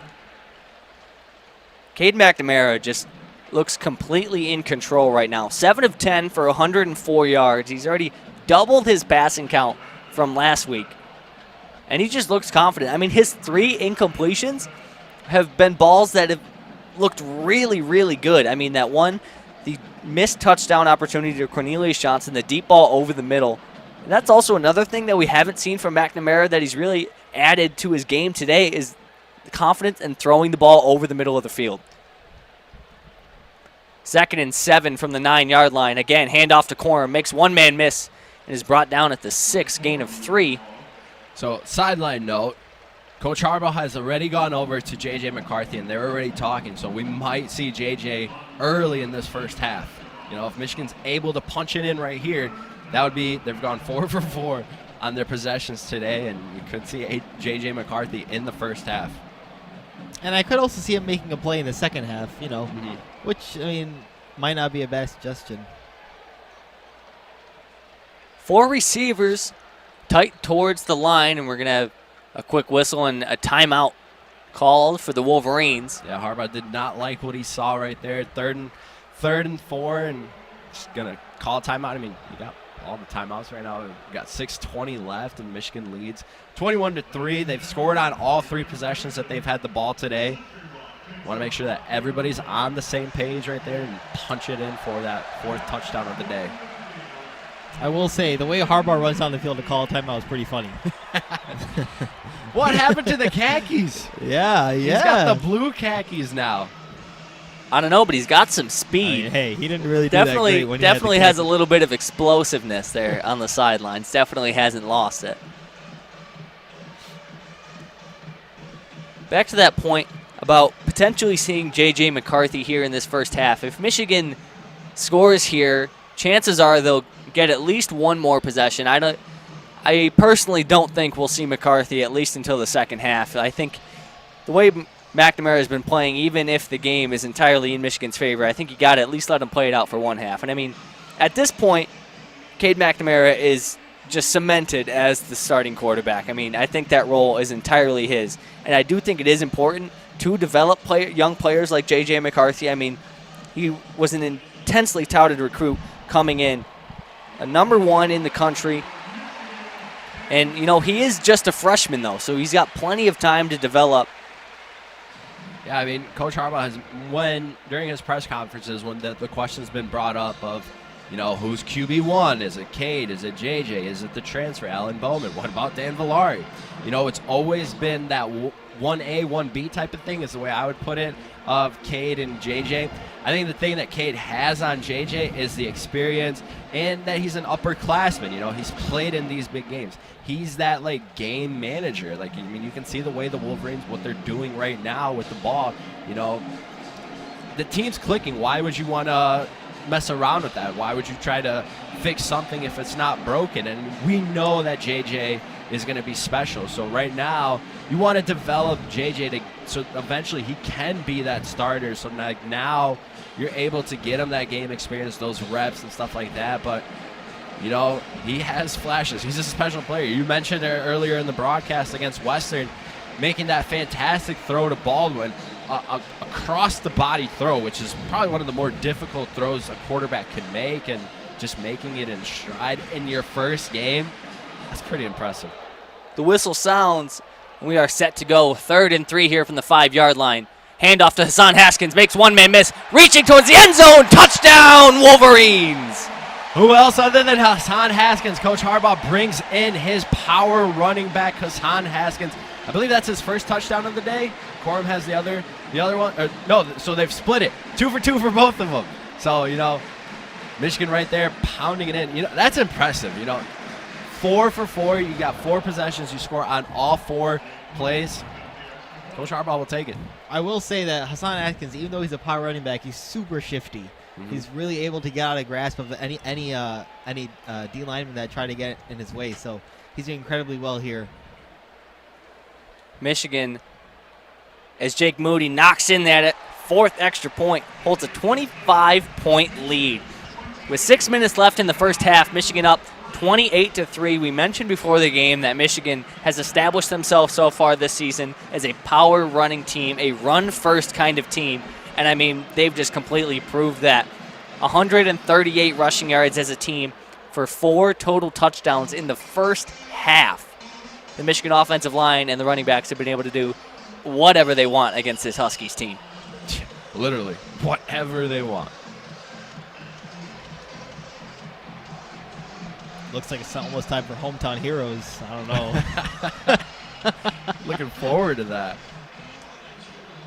With 6 minutes and 15 seconds left here in the first half, if you're Northern Illinois and Rocky Lombardi, you need a touchdown on this drive to at least cut into this lead a little bit going into halftime. I think if you're Northern Illinois game plan, you got to try to eat up as much clock as possible and not let Michigan have enough time to go down the field and score again before halftime, because if you do score a touchdown but leave, say, 3.5 minutes on the clock, Michigan's just going to march right down the field and put another one in the end zone, and there goes all the momentum that you built up on that previous drive. And also Michigan starts second half. So that's a good point right there. Michigan gets the ball to start the second half. So if you're, 6 minutes and 15 seconds, if we're being realistic with each other, Michigan will get the ball at least once more, maybe twice. We'll see. But, Michigan has yet to force a turnover on defense this season. So I really would love to see this defense step up, force that turnover, whether it's an interception or a fumble or something like that. So, but I really feel like the defense is kind of molded around like an NFL defense where it's like a bend, don't break strategy. It's not like really go for every turnover, And so maybe it's a nice change of pace. You mentioned the NFL. you mentioned the NFL, and you have Coach McDonald, who is from Baltimore, and that's where Coach Harbaugh's brother is the head coach, John Harbaugh. And obviously they talk, and there was a recommendation to hire McDonald, a young coach who's never been a defensive coordinator, but it's that similar defense that you see in Baltimore, the same thing that the Ravens run. And the Wolverines, they've just grasped onto it. They love Coach McDonald. And, it's a completely different culture than what Don Brown had. Don Brown was strictly X's and O's. This is business. Coach McDonald, completely different. The question he's been asked, like, do you want players to celebrate and stuff like that? He said, heck yeah. You bust your butt all year long in practice, all that. It's not easy to make big plays in the season. And when you do, celebrate, because who knows when the next one's going to come. And then that energy just feeds off to the other players. And we saw it last week when Washington delay game penalty on their first play. You got the players just jumping around. So much energy. I was in the student section. Sheesh, I was ready to go out there. Jake Moody's kickoff. Again, out of the back of the end zone, another touchback for Money Moody. Money Moody, that's what's up. Let's get it going. Money Moody. So it'll be the Northern Illinois offense and Rocky Lombardi starting off from the 25-yard line again. They'll have to go 75 yards to score, and they need to score. The score sits 28-3 in favor of the Wolverines. Yeah, this is, you can say it, but this is a huge possession right now for Illinois. They desperately need points if they want to stay in this game. Ball is snapped, play action. Lombardi rolling out to his right. He's going to run. Breaks one tackle, spins, and is eventually brought down after a gain of 6. Nice little play there from Northern Illinois. Had motion going the opposite way. Faked the play action. And Lombardi rolling out to his right hand. And honestly, a pretty good play there by Rocky Lombardi. Kind of made something out of nothing. All of the receivers were kind of bottled up. Lombardi's not going to blow you away with his speed, but definitely an athletic guy. 2 receivers spread out on this near side. Handoff right up the gut, and Michigan not worried about it at all. Looks like maybe a gain of 2. It's going to be 3rd and short, 3rd and 1 for the Huskies here. Ball on the 34-yard line. Huskies have yet to convert a 3rd down. They're not going to get it there either. Lombardi tried to go for the no-huddle QB sneak, and it didn't look like he moved at all. Looks like it's going to be 4th and short. Probably lost yards on that one. He realistically probably did lose yards. And that was a really big 3rd down. I feel like they should have settled down a little bit and ran a more solid play there. Yeah, I don't agree with that call at all. You know, Michigan has all the momentum. They're up by 25. I did the math in my head real quick right there. They're up by 25. You're giving the ball back to the Wolverines with 4 minutes on the. Ooh. Michigan calls timeout. There was all sorts of miscommunication. Northern Illinois almost got a free 1st down. Northern Illinois didn't bring the special teams unit out, but Michigan sent their punt return team out there. They had a man deep. A.J. Henning was way back there waiting to receive the punt, and then they realized last second, oh, shoot, Northern Illinois' offense still on the field. Yeah, there was a lot of miscommunication right there. You had multiple sets of players running on and off the field. You know, Michigan, they didn't know where the Huskies going to go for it on 4th down. You know, that's a tricky one to decide right there. I mean, you're deep in your own zone right there. Do you go for it? I mean, they almost got away with one, but Coach Harbaugh was on his horse to get that timeout, and now it looks like Northern Illinois. It was kind of like the inverse of that Colts play. Remember where I believe it was the Colts that ran. Remember they ran that fake punt where they only had 2 people lined up and there was like 4 New England players there. It's kind of like the reverse. It looks like they're going to keep their offense on the field, but do they actually snap it? Northern Illinois has guys motioning all over the field. One man motioning back. They're not going to snap it. No way. Lombardi again trying the hard count. Michigan not moving at all. This offense is locked in, and Northern Illinois is going to call timeout. The Michigan defense is hyped up. This crowd is loud here in the big house. Yes, sir. You can see it right there. We mentioned it multiple moments ago. You make the big plays. You do everything right. Celebrate. Have fun. Have a good time, because in the end, this is football again. But Michigan almost jumped off sides right there. You had multiple coaches on the Northern Illinois sideline trying to call for the offsides on the Wolverines to get it, but there was nothing there, and the Wolverines, they should get the ball right. And I do believe it was Aiden Hutchinson that almost jumped off sides, but it looked like he was really close. The guy just has such a workhorse to him. He's a freak. He's a freak athlete. Mel Kiper with his early draft board. If Miller's listening, take notes. He has Aiden Hutchinson up to number 2 on his board. This crowd is getting loud. Northern Illinois still has the offense out there. 4th and 2, handoff up the middle, and he's gonna get it, just barely inching it out. It took 3 plays, but they finally made it. After a lot of back and forth and 2 timeouts, 1 for each team, Northern Illinois gets the 1st down, so they'll have a fresh set of downs on the 37-yard line. A lot of that just tension could have been avoided if Northern Illinois just set up and ran a play on 3rd and 1 instead of trying to go for the no-huddle QB sneak from Lombardi. Yep. Pistol formation here for Northern Illinois. 2 men on this near side. Run right up the middle and met at the line. Whaley tried to go towards that right side, but the Wolverines just met him at the line. Gain of nothing. I'm still surprised that they went for that on 4th down. So deep in their zone, in their own side of the field. But, it's the right call, because if you punt the ball back to Michigan and they have 4 minutes on the clock and they've scored on all 4 possessions that they've had the ball today, it's basically game over. You're waving the white flag. So why not go for it? So smart play by the coaching staff by Northern Illinois. Should have gone for the 4th down earlier. 3 receivers wide. Lombardi back in the shotgun. And we're going to have an offsides penalty, looks like. Michigan player jumped offsides on that far side. Looks like it might have been. We'll give you the official call in a second here.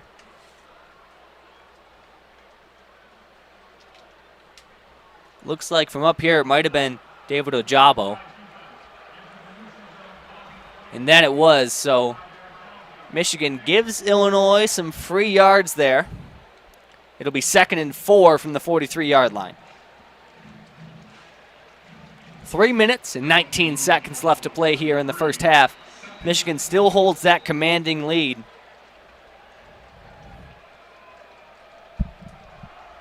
Twins formation on the far sideline. Lombardi getting his men in order. Here's the snap. Drops back to pass, fakes the screen, throw over the middle, almost intercepted. Wow. Michigan read that play to a T. Brad Hawkins right there. The ball hit him in the hands. Couldn't quite reel it in. That's going to bring up 3rd and 4. Wow. Rocky Lombardi did not see Hawkins in there. And Rocky Lombardi gifted. Yeah. He literally said, here's the ball. And Hawkins was like, what? You're going to give me the ball right here? That's the only reason why he dropped it. Northern Illinois went for a little bit of misdirection there, tried to fake the screen into the Twins formation and then into a slant route. Michigan not fooled. 3 men on this near side. They're going to throw the screen here. Michigan wraps the ball carrier right up. That's going to be a loss of 2. Just an objectively bad play call. I don't know. That was... Well, Rocky Lombardi did not want to throw it right there because the way he had his wide receiver set up to the left is he was behind him. So if he throws it and his wide receiver doesn't catch it, that's a live ball. And Michigan was all over that one. If that ball was dropped, that might have been a scoop and score for 100%. 6 points the other way. Especially after that, after Hawkins did not come away with that turnover. Be aware of a fake right here. 4th and 11. Northern Illinois is going to punt this ball away. A.J. Henning, back to receive. Makes one man miss with a nice spin move, and we're going to have a flag on the field. Looks like it's going to be probably going to come brought back a little bit. A lot of flags on the field right now. Looks like it's probably going to be an illegal block on the Wolverines. And that one will probably come back, but still, Michigan ball with 2:06. It looks like the crowd thinks it's a different one. No, the wave is happening, so the crowd's... Good catch, Nabeel. The crowd's pretty happy the wave's happening. Well, they got the wave going early today. Yeah, great catch, Nabeel. I was a little confused there because from our look, it definitely looked like a penalty on Michigan on the returning team, which it in fact was, so the ball will start at the 13-yard line. But the Michigan fans were cheering. Great look out there by our wave watcher, Nabeel Baig. The wave watcher. The wave watcher. This is the only thing I'm doing. You know how in college football, like game day, they have a celebrity pick? Celebrity picker? That's you today. Yeah, that's Lee Corso. McNamara drops back to pass on 1st down. Looking down the sideline, he's got Cornelius Johnson Jr. Beautiful. Wide open down the sideline to the 20, to the 10. Touchdown, Michigan! 87 yards. Cade McNamara. What a play from the Wolverines. Wasting no time on that drive. Absolutely no time wasted on that one right there for the Wolverines. You know, Cornelius, he got tripped up a little bit right there, but still, Cade was able to put that ball on the money, and 6 points to Michigan. This team's clicking, baby. Five possessions. 5 possessions, 5 scores. That's a stat for the game. Jake Moody for the extra point. And I bet you can guess what he did with that one. Money Moody knocks another one through. Michigan's lead now 32. The score 35-3. What a play there from from the Michigan Wolverines. We saw their last possession. Cade McNamara just barely missed Cornelius Johnson Jr. for what would have been a touchdown, ball just off his fingertips on the deep post route. That time, he hits him down the sidelines for an 87-yard receiving touchdown. That, the new longest play of the season for the Wolverines. Previously, it was the 76-yard touchdown reception in Week 1 by Ronnie Bell. What a play. We mentioned it in the pregame show, who's going to be wide receiver. Obviously, last week was not a great sample size to figure out who the wide receiver number 1 is going to be with Ronnie Bell going down. So now Michigan's able to open up that game. I mean, they've established the running game. That everybody knows that, right? They even started sprinkling in Donovan Edwards in as that third back to get him more experience and all that stuff. But that play right there by Cade McNamara to find Cornelius Johnson for that touchdown. Fantastic. Yeah, beautiful route, too, by Cornelius Johnson. He just absolutely had his man early on, and he kept it up the entire way. Yeah, no complaints. I mean, Michigan fans last week on Twitter were complaining about, what was it, 44 yards in the air? I mean, right now you got 191. And he actually made the kickoff from Jake Moody. Money Moody, baby! Through the opposite goalpost. So after he goes 5 for 5 on extra points, why not just knock a kickoff through the uprights? Hey, if Michigan ever needs a 70-yard field goal, that's the guy. That's the guy to do it. Put him in. Going back to what you said, Amer, last week, Cade McNamara just 51 yards in the air. Today, here in the first half, 8 for 11 for 191 yards and a touchdown. I mean, he looks completely in control here.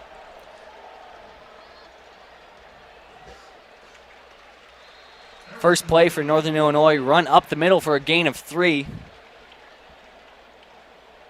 And at this point, Northern Illinois is just so defeated. But you still got to keep playing for another half. So what do you do at this point? Very good question. I'm not the one answering. That's a very good question. I mean, you go into the locker room, and now it's like, you got to, I don't know. Lombardi back in the gun. 2 men out wide, 1 in motion. They're going to run it up the middle again. Met right at the line and brought down. Harrison Whaley, the ball carrier again, getting most of the action in the backfield. And honestly, if I was Michigan, I would take a timeout. Oh, this is me. All right, you want It's the ball one more time. 3rd and 6. Michigan potentially does have time. 35 points isn't enough for you, Nabeel. No, it's not. 35 points is never enough for me. I'm telling you, against a Northern Illinois type of team, you want to have an emphatic victory, and you want to show up, show out.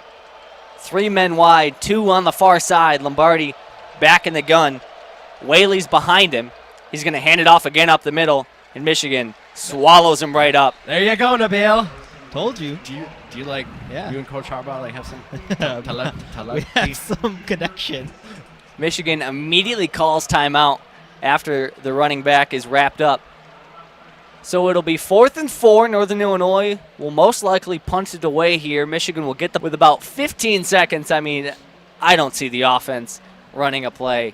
But, I mean, if you are going to call timeout, it kind of suggests that you're going to try to take one more shot to the end zone. All right, Coach Amer coming in right now. Let's say that they get the ball on the 20, 25-yard line. With 15 seconds left, realistically, you get one good play, and it's got to be in the air. So the way you look at it is if you can get to the 40-yard line of the other team, run the clock down to maybe 5-6 seconds, you put Money Moody out there, give him a shot for that long field goal.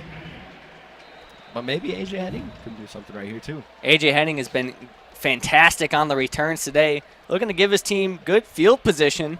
The punt is away, just barely not blocked. Henning's got plenty of room to work. Spins away from one tackle, runs into his own man, and is eventually brought down at the 35-yard line. So the clock will run down to 7 seconds. Coming back. do have a flag down. Looks like, it'll be Northern Illinois ball. DJ Turner really wanted to get the block punt right there, and he runs into the kicker, and this one's going to be coming back. So much for Coach Amer's game plan on the offensive end. Completely threw it out the window. I will Michigan say, defense will that have was to not come my back out. telepathy. That was not my fault. That's not what you had planned, Nabeel? No. But if we don't have that penalty right there running into the kicker, they actually have better field position because A.J. Henning made it out to the 35-yard line. So then you just throw one quick play and you're in to your opponent's territory. And just give it a shot. I mean, why not? I mean, if Jake Moody can get a field goal off a kickoff, what can he do if he's a little bit closer? Matt Ferentz, the punter, shaken up. He's still down on the field. Eventually is helped up to his feet, and he's going to walk off the field under his own power. So hopefully everything's okay over there. And obviously never like to see a player get hurt. He gets some claps of just encouragement from the Michigan stands. Classy move there from the big house. It'll be Northern Illinois ball on the 46-yard line with 7 seconds left. It looks really bad. All right. How does Northern Illinois have more time of possession than these Wolverines? Almost 2 minutes more. I mean, when you're Michigan and you do something like that and then take 8 seconds to go 87 yards for a touchdown, I mean, that's fair. That takes quite a bit of time off your time of possession. I guarantee you I can run faster than 87 yards in 8 seconds. Guarantee you. Want to go down there after the game? 2 receivers wide on that far side. Lombardi puts one in motion. And he's going to look to take a shot here with 7 seconds. He's going to run and is brought down after his scramble attempt. And that's going to do it for first half action. Give you a quick little recap. It's been all Michigan all the time. They scored on their first possession of the game, marched right down the field, and knocked it in. Cade McNamara with the 1-yard QB sneak. Then Northern Illinois marched right down the field for a possession of their own, kicked a field goal. Those were their only points of the half. Michigan then went on to score 28 unanswered points. The highlight of that, the 87-yard touchdown on the first play of Michigan's last possession. Down the sidelines, Cade McNamara to Cornelius Johnson Jr. I mean, this Michigan offense has just looked incredible. I mean, when you score on every possession that you've had the ball, you convert all your third downs and all that stuff, and you have 321 yards total in the first half. You have 191 yards passing. You know, this team is clicking on every cylinder right now. And, you know, the second half right now, the way you look at it is if you're in the Michigan locker room, you can expect to see some of those second and third string players in this game right now because you have a comfortable lead. Now, if you're Northern Illinois, you go back to the drawing board and you try to minimize the bleeding from this game. You know, Michigan, they've opened up this game from the beginning. You know, Wolverines are clicking on every cylinder, and this half will still be important because now you'll be able to figure out who can step up, who can go up that depth chart right there for the Michigan Wolverines. But you know, you have your identity, which is a running team. You have your running back set. Now, what are those things that you can always improve on and work on? We'll find out in the second half. Yeah. We mentioned before the game, as you said, Michigan established themselves as a running team. But we mentioned also before the game that these next few games before you get into your heavy Big Ten schedule are the games that you need to develop your passing game and try to get Cade McNamara going, get him a little bit of momentum going into the second half of the season. And, I mean, I don't think you could argue that he hasn't done that so far in the first half. 8 for 11, 191 yards and a touchdown, 2 TDs on the day, throwing his extra QB sneak, and that's an impressive first half from the junior. 100%. I mean, when you look at the schedule right now, next the Wolverines will welcome in Rutgers, which, you know, usually you're like, Rutgers, who cares? Should be easy. But, you know, the Rutgers, they're making some noise, and last year the Wolverines went to triple overtime with them, so now it's like you got to prepare, and also you don't want to give up too much of your playbook. I mean, we're happy with the first half. Yeah, I mean, anybody who's a Michigan fan is going to be extremely excited about that first half. As you said, we'll probably see some reinforcements coming in the second half. We'll most likely see freshman quarterback J.J. McCarthy. We saw some flashes of brilliance from him in week 1. That play that we mentioned a few times, the cross-body throw across the field for the long 50-yard touchdown. But Cade McNamara, what a first half. And I just want to bring up once again this Michigan defense. Defensive coordinator Coach Mike McDonald has looked fantastic. This team has come out, and as you mentioned, Northern Illinois hasn't been able to get anything going, but it's not like they've been making mistakes. Yeah. It's not like they've been shooting themselves in the foot and having, just useless penalties and moving themselves back. I mean, this Michigan defense has been over everything that Northern Illinois has tried to do. That experienced core of guys like Aiden Hutchinson and Donovan Jeter and Daxton Hill have been just incredible for Coach McDonald in his first year.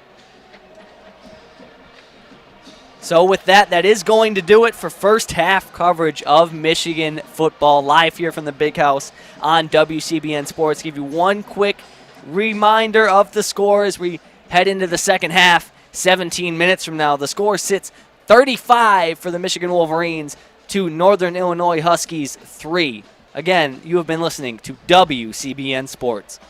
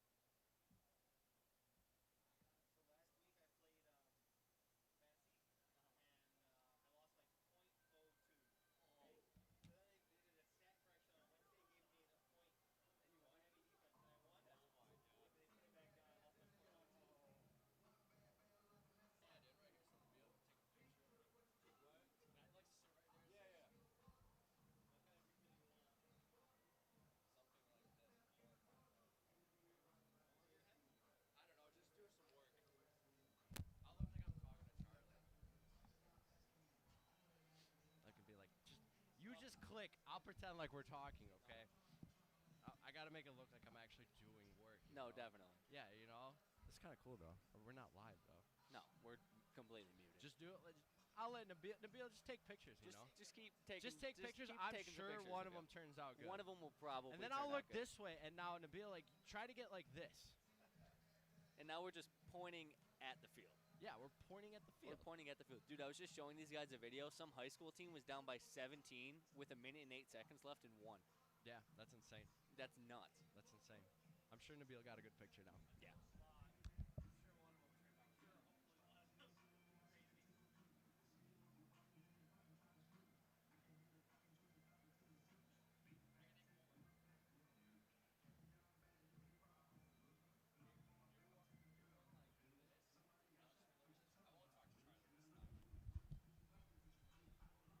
So you try to get a little bit of the face and then this, okay?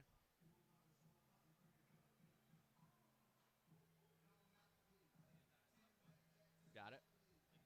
Do it like this. Want me to get it? Here, let me see. See how I kind of did like that? Just random picture.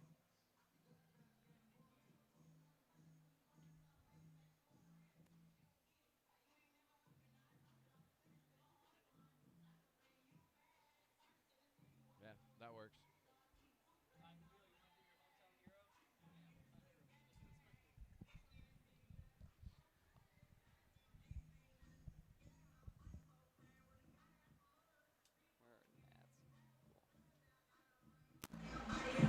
Hello and welcome back to WCBN Sports coverage of Michigan football live here from the Big House. We got about 2 minutes left before the start of the second half. Michigan going into the second half is up by 32. The score sits 35 for the Wolverines towards the Northern Illinois 3. Well, welcome into Hometown Heroes. I'm your host, Nabeel Baig. So we have number 6, Cornelius Johnson from Greenwich, Connecticut. J.J. McCarthy, LaGrange Park, Illinois. It's a wonderful place. Cade McNamara from Reno, but DeMonte Rance High School. I don't know where that is, but it sounds like fun. Hassan Haskins from Eureka, Missouri. The curio shop owner, as Charlie Brigham could do the thing. There's Roman Wilson from Honolulu, Hawaii. Donovan Edwards from West Bloomfield, where my grandparents live. Shout out to them. WB. Joel Honingford from Sugar Creek, Ohio. We hate Ohio, but Sugar Creek is cool. Beaver Falls, Pennsylvania. Donovan Jeter hails from there. Julius Welschoff, Bavaria, Germany. Bavaria. Sounds like a dessert. David Ojabo, Aberdeen, Scotland. Aberdeen was a city in The Crown, actually, the British show. And my mom is from Wales, so she knows that place. Michael Barrett, Valdosta, Georgia. George Johnson from Stuart, Florida. Stuart Little. R.J. Mutton from Delran, New Jersey. I don't know where Delran is, but he Delran there. And so Jamon Green, sorry. Desato, Texas, one of those three. DJ Turner from Suwanee, Georgia. Khalil Mullings from West Roxbury, Massachusetts. And finally, Jordan Morant, sophomore, from Parsippany, New Jersey. With my voice break, Parsippany comes in. And that has been Hometown Heroes. Thank you for listening. Thank you very much, Nabeel. Hometown Heroes was as interesting as ever. For those of you, if that's your first time, Nabeel just reads off his favorite hometowns from the roster sheet. But we are set to go here. Michigan set to receive the second half kickoff. It's Blake Corum deep in the Michigan end zone. Michigan has scored on all 5 of their possessions so far in this one, looking to make it 6. A short little kick floating and is fair caught at the 30-yard line, so Michigan will have very good field position to start this game off. Donovan Edwards received that kick, so we'll look to see who we have at quarterback here, and it is going to be J.J. McCarthy. So the freshman going to get some work here early in the second half. We saw Cade McNamara, who started the game at quarterback, have a monster first half. 8 for 11, 191 yards, and a touchdown. Also throw in a rushing touchdown on the first possession of the game. But we're going to see JJ get some work here. McCarthy sends a man in motion. Hands off the ball to Quorum, and he's got room to work. Correction, Hassan Haskins breaks one tackle and up to the 45-yard line. The rushing game today has looked fantastic. It's much more of a balanced attack from Jim Harbaugh, but I really like the way that the Wolverines are moving the ball here offensively. Michigan has not shied away from the rushing game all season long. They've just been a kind of pound-it-in-your-face sort of team. The dynamic duo of Hassan Haskins and Blake Corum has just been elite for this offense all season long. And on the new set of downs, Hassan Haskins is going to get the handoff again. This one, a gain of 3, so it'll be 2nd and 7 from about the 48-yard line. Yeah, the offensive line has done their job today. Cade McNamara wasn't being pressured too much earlier in the game. And then, of course, now we're going to see J.J. McCarthy. I know a lot of Michigan fans will be very excited about that. We should be seeing quite a bit of Donovan Edwards, too, later at running back. You know, we gave a lot of respect towards that Michigan front five earlier in the broadcast. Just want to mention it again. They have provided all sorts of protection for the quarterbacks and the running backs. Blake Corum's going to get this handoff to the outside. He's got room to work. Breaking down the sideline. Just getting past the man to the end zone. Touchdown, Michigan! I tell you what, Blake Corum, when he hits that second level, he just takes off. I don't know how in the world he's so fast, but my goodness, it is so hard to catch him there. The Wolverines wasting no time scoring there. A 49-yard touchdown from Blake Corum. And a side note, Blake Corum is over 100 rushing yards once again. He is at 120 today. His yards per carry is 10.9. He's been racking that up so far this season. Just blazing speed there on the edge. I mean, unbelievable. Jake Moody back for the extra point. Knock it through it again, why don't you? Money Moody, 6 for 6 on the day. Michigan now a 39-point lead. They have scored on all 6 possessions they've had. And Northern Illinois, I don't know what you really do now if you're them. Yeah, and I mean, again, with that running game, it's so hard to stop because they have such a great duo of what I know Jim Harbaugh and the Michigan coaches have been calling thunder and lightning with Hassan Haskins and Blake Corum, because Haskins is much more of the power running back, running up the gut, get you at least 5 yards, but Corum just takes off, and he is the big playmaker. You know, I did hometown heroes, but I totally forgot the best hometown hero. Jake Moody, hailing from Northville, Michigan, my hometown. A lot of proud Northville alum there. So, you know, it's great to see Moody doing really well in his senior year, I believe. So, with 13:39 left on the clock, Jake Moody, as we just mentioned, will be set to kick off. Northern Illinois has to dig themselves out of a deep hole here. Kickoff on the way. And this one is going to bounce into the end zone for another touchback. Seems to be a trend here with Jake Moody. But back to the Michigan offense really quick. I mean, we mentioned that dynamic duo of Blake Corum and Hassan Haskins. I mean, all season long, they've been incredible. They both have 2 touchdowns on the day.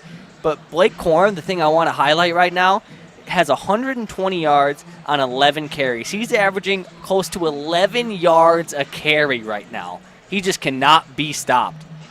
No, and I mean, he did that through the first 2 games, too. His yards per carry was 8.1. He has been spectacular for Michigan through the beginning games of the season. Rocky Lombardi back out there for the Huskies. Hands it off. First play of this drive, it's going to be Harrison Whaley. Quick little gain of 4 yards there. It'll be 7-yard line. I tell you what, the Michigan defense has looked very good again today. Rocky Lombardi has not been able to do much, just 18 passing yards on 5 completions. I mean, the Wolverines have shown up defensively today. They're getting a decent amount of pressure, but it's more of the secondary. Lombardi back in the shotgun. Whaley about 3 yards behind him. One receiver spread out towards the left side, standing on that Big Ten logo. Rakovic set in motion. They're going to hand it off to Whaley again and swallowed up in the backfield. Great play in the backfield by Nakai Hill-Green. Came through untouched for a loss of 4. Green has looked fantastic as well for Michigan. I mean, his first year starting for the Wolverines, kind of at that Viper position and out of the linebackers, and he's looked great through the first 3 games this season. Couple substitutions come on for Michigan. And as you mentioned, Northern Illinois really hasn't been able to get anything going on offense, but that's not to their own fault. We talked about it a little bit earlier. It's not like they've been shooting themselves in the foot and hurting themselves with penalties. It's just that this Wolverines defense has been incredible so far in this game. 2 men in the backfield. Lombardi drops back to pass, steps up in the middle, and is wrapped up in the backfield for a sack. Hutchinson. Aiden Hutchinson doing all the work up front. Northern Illinois has no answer for him, so 4th and 11, they're going to be forced to punt. And Michigan, after the quick drive and quick touchdown by Blake Corum, they're going to get the ball back here with about just over 11 minutes to go in the 3rd quarter. It's A.J. Henning back deep to receive. Michigan in an all-out block kind of look. They dropped back some blockers. Great punt all the way back to the other 20-yard line. Henning has some room to work. Wow. Gets through up to the 50-yard line, makes one man miss, and is eventually dropped down. It was a great punt there from the 25-yard line, eventually caught at the opposing 20-yard line, and Henning brings it all the way back over past midfield. He's been fantastic at that return position today. A great job not giving up there by Northern Illinois, though. I mean, this when you're down by 39, it's not easy to just keep playing. So for them, A.J. Henning there is still very, very impressive.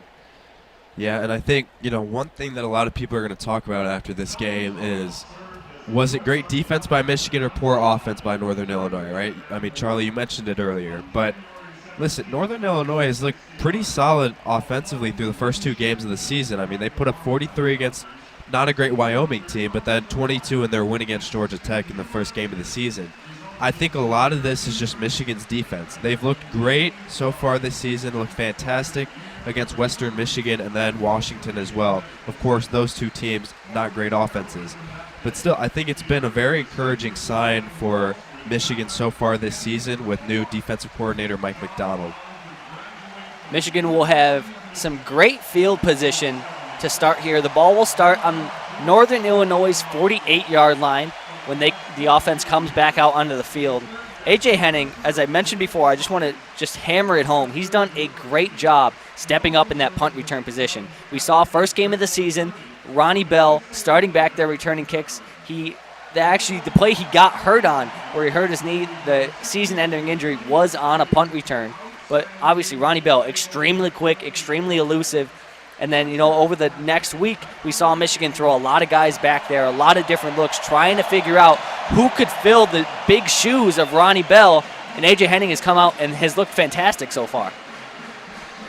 Yeah, and I mean, like you said, they tried quite a few guys. I believe they tried Caden Colsar for a while, and that just, it didn't look too great. But A.J. Henning seems like the perfect fit.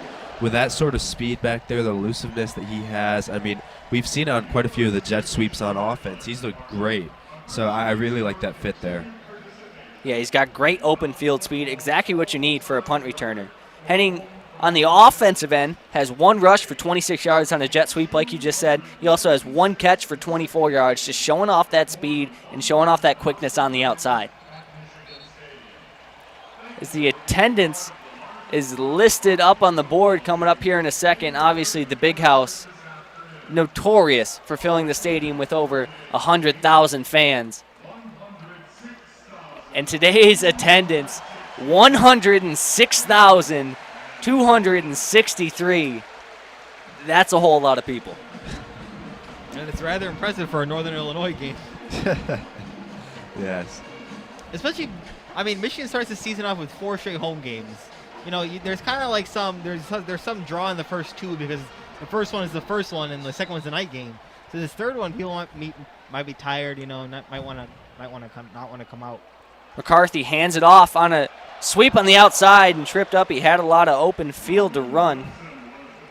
Roman Wilson, the ball carrier on that outside. He's a little slow to get up, and he's going to walk off on his own power, but not before tallying another first down for this Michigan offense. They cannot be stopped right now. Michigan with now 18 first downs in this game.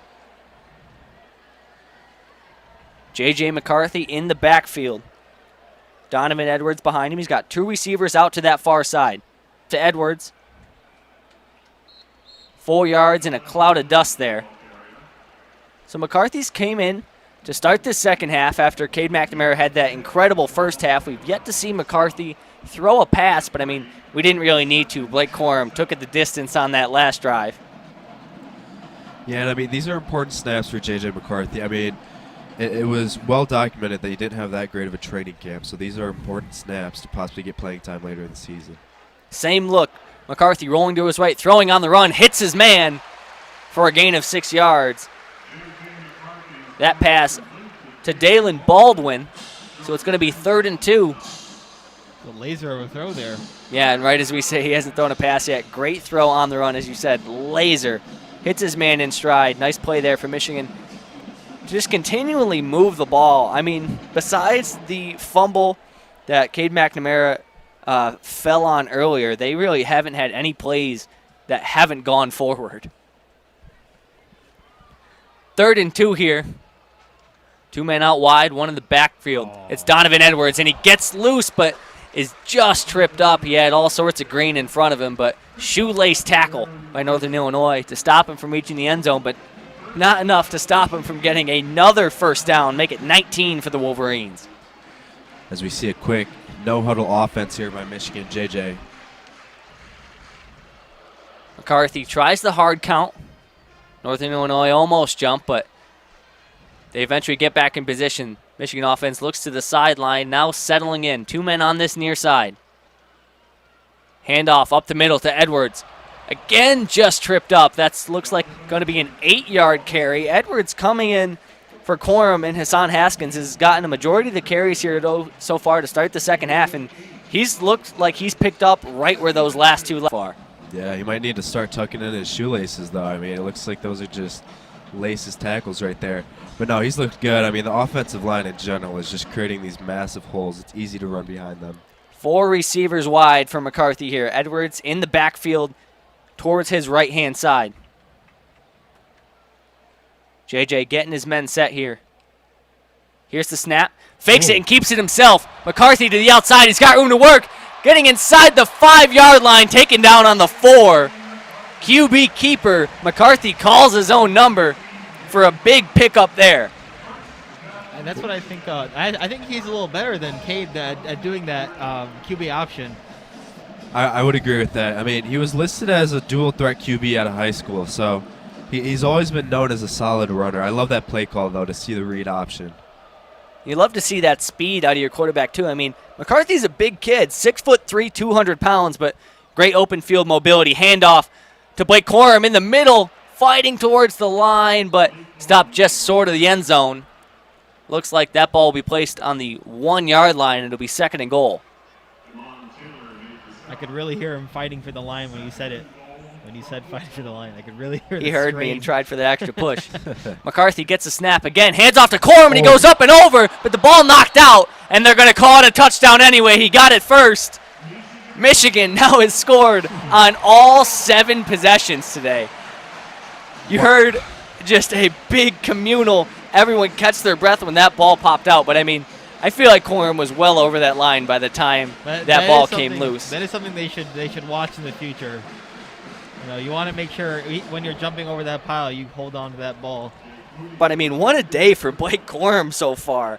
13 carries for 123 yards and now 3 touchdowns. Have a day. At what point do we start talking about national awards with Blake Corum? Because he's been one of the best running backs in the country so far. Jake Moody knocks it through again. The score, 49-3 in favor of the Michigan Wolverines. And, I mean, this one's getting ugly. Yes, it is. And congratulations to the people who picked the cover for Michigan. It's not even close. The line was set at 27 and a half, I believe.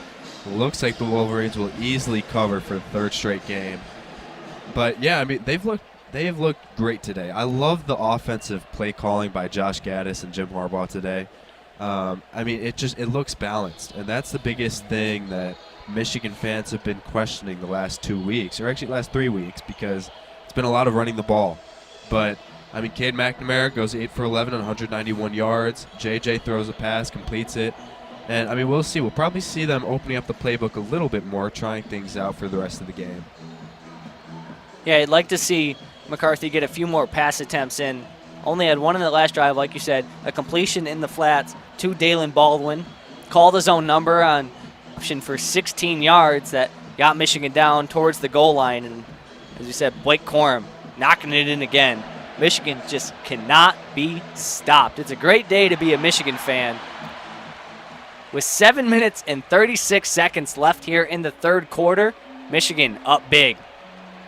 And I think another encouraging sign for the Wolverines today, too, is there's been a lot of production from a lot of guys offensively. I mean, you look at the receiving core right now, Dalen Baldwin, he only has 23 reception yards, but 3 catches. He's looked pretty good today. Cornelius Johnson, I think, is by far their best receiver ever since Rodney Bell got hurt, unfortunately. And A.J. Henning's looked pretty solid, too. And then obviously on the ground, I mean, like I said, Corum, Hassan Haskins, and now Donovan Edwards are getting quite a few carries. So it's encouraging for the Wolverines because injuries do happen. And so long as you have that depth chart and a bunch of those guys ready, that'll come in handy later in the season. No, absolutely. As Mr. Brightside plays over the speakers, a big house tradition unlike any other. I don't think the fans prepared for how sunny it was going to be because they all look so red down there. They look really red in the face. It was pretty cold this morning. You saw a lot of people in sleeves, but nice and sunny.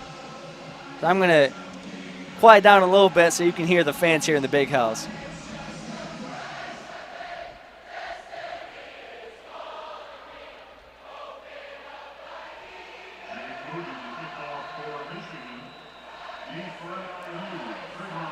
That gives me goosebumps every time. It's so cool. As Jake Moody kicks this one away out of the back of the end zone again, the Northern Illinois offense will come back out on the field and look to try and put some more points on the board. If you're Northern Illinois, you got to put the ball in Rocky Lombardi's court here. You know, we've seen them try to pound the ball through this Michigan front line, but they really haven't had much success at all. 90 total rushing yards, but only 3 points to their name. Meanwhile, Rocky Lombardi's only thrown for 18 yards. And you got to start to try and air it out to at least maybe start to close this gap. Close the gap, just score a point, honestly. Lombardi in the backfield. Drops back to pass. Out into the open and intercepted. Wow. Picked off to the 5 and eventually pushed out of bounds. The ball was tipped, but tipped right into the hands of Green. Michigan, after the big drive to score, gets the ball right back. With 7:25 left on the clock, the Wolverines are knocking on the door again. That one 3 yards away from being a pick six. And that's not even on Rocky Lombardi. That's right in his tight end's hands. He's got to catch that. Jamon Green, just right place, right time, manages to catch it, take it back like 20 yards. Great play. There's your tip drill you do every day in practice. Jamon Green right on top of that one. Just barely pushed out of bounds. Great job by the offensive lineman not giving up and not giving up the pick six there. Jamon Green, one of my hometown heroes. DeSoto, Texas. DeSoto. Jamon Green also with a bad history against Rocky Lombardi, so that's got to feel good. 2 receivers out wide to the right side. Donovan Edwards in the backfield behind J.J. McCarthy. McCarthy's in the gun. Walks up and gives some instructions to the line. McCarthy gets a snap. Handoff to Donovan Edwards, working to the outside for a gain of nothing. Went all the way outside. That ball's just not going to do much more than shift hashes. Yeah, that's one of those that the coaches just say, you got to go north and south there. I know Donovan Edwards was hoping for some opening on the edge, but that just did not come. He probably should cut it upfield, but that's all good. Great defense job by Northern Illinois. Yeah, Great great job job by the outside. Northern Illinois outside linebackers, just working horizontally and not letting themselves get caught too far up the field and giving Donovan Edwards room to get around him and on the outside. Edwards has great speed. McCarthy sends a man in motion. Again, hands off to Edwards, up the middle and into the end zone. Touchdown, Michigan. I could be wrong, but I believe that's his first touchdown with the Wolverines, correct, Donovan Edwards? You would be correct. The freshman from West Bloomfield, Michigan, putting in Flags work flying here. everywhere on that play. Donovan Edwards, great outing so far. 28 yards on 7 carries and a touchdown as we have some flags on the field. Like 5. There's literally 5 flags on the field. As we A had lot of laundry out there. one referee run right over towards Coach Harbaugh.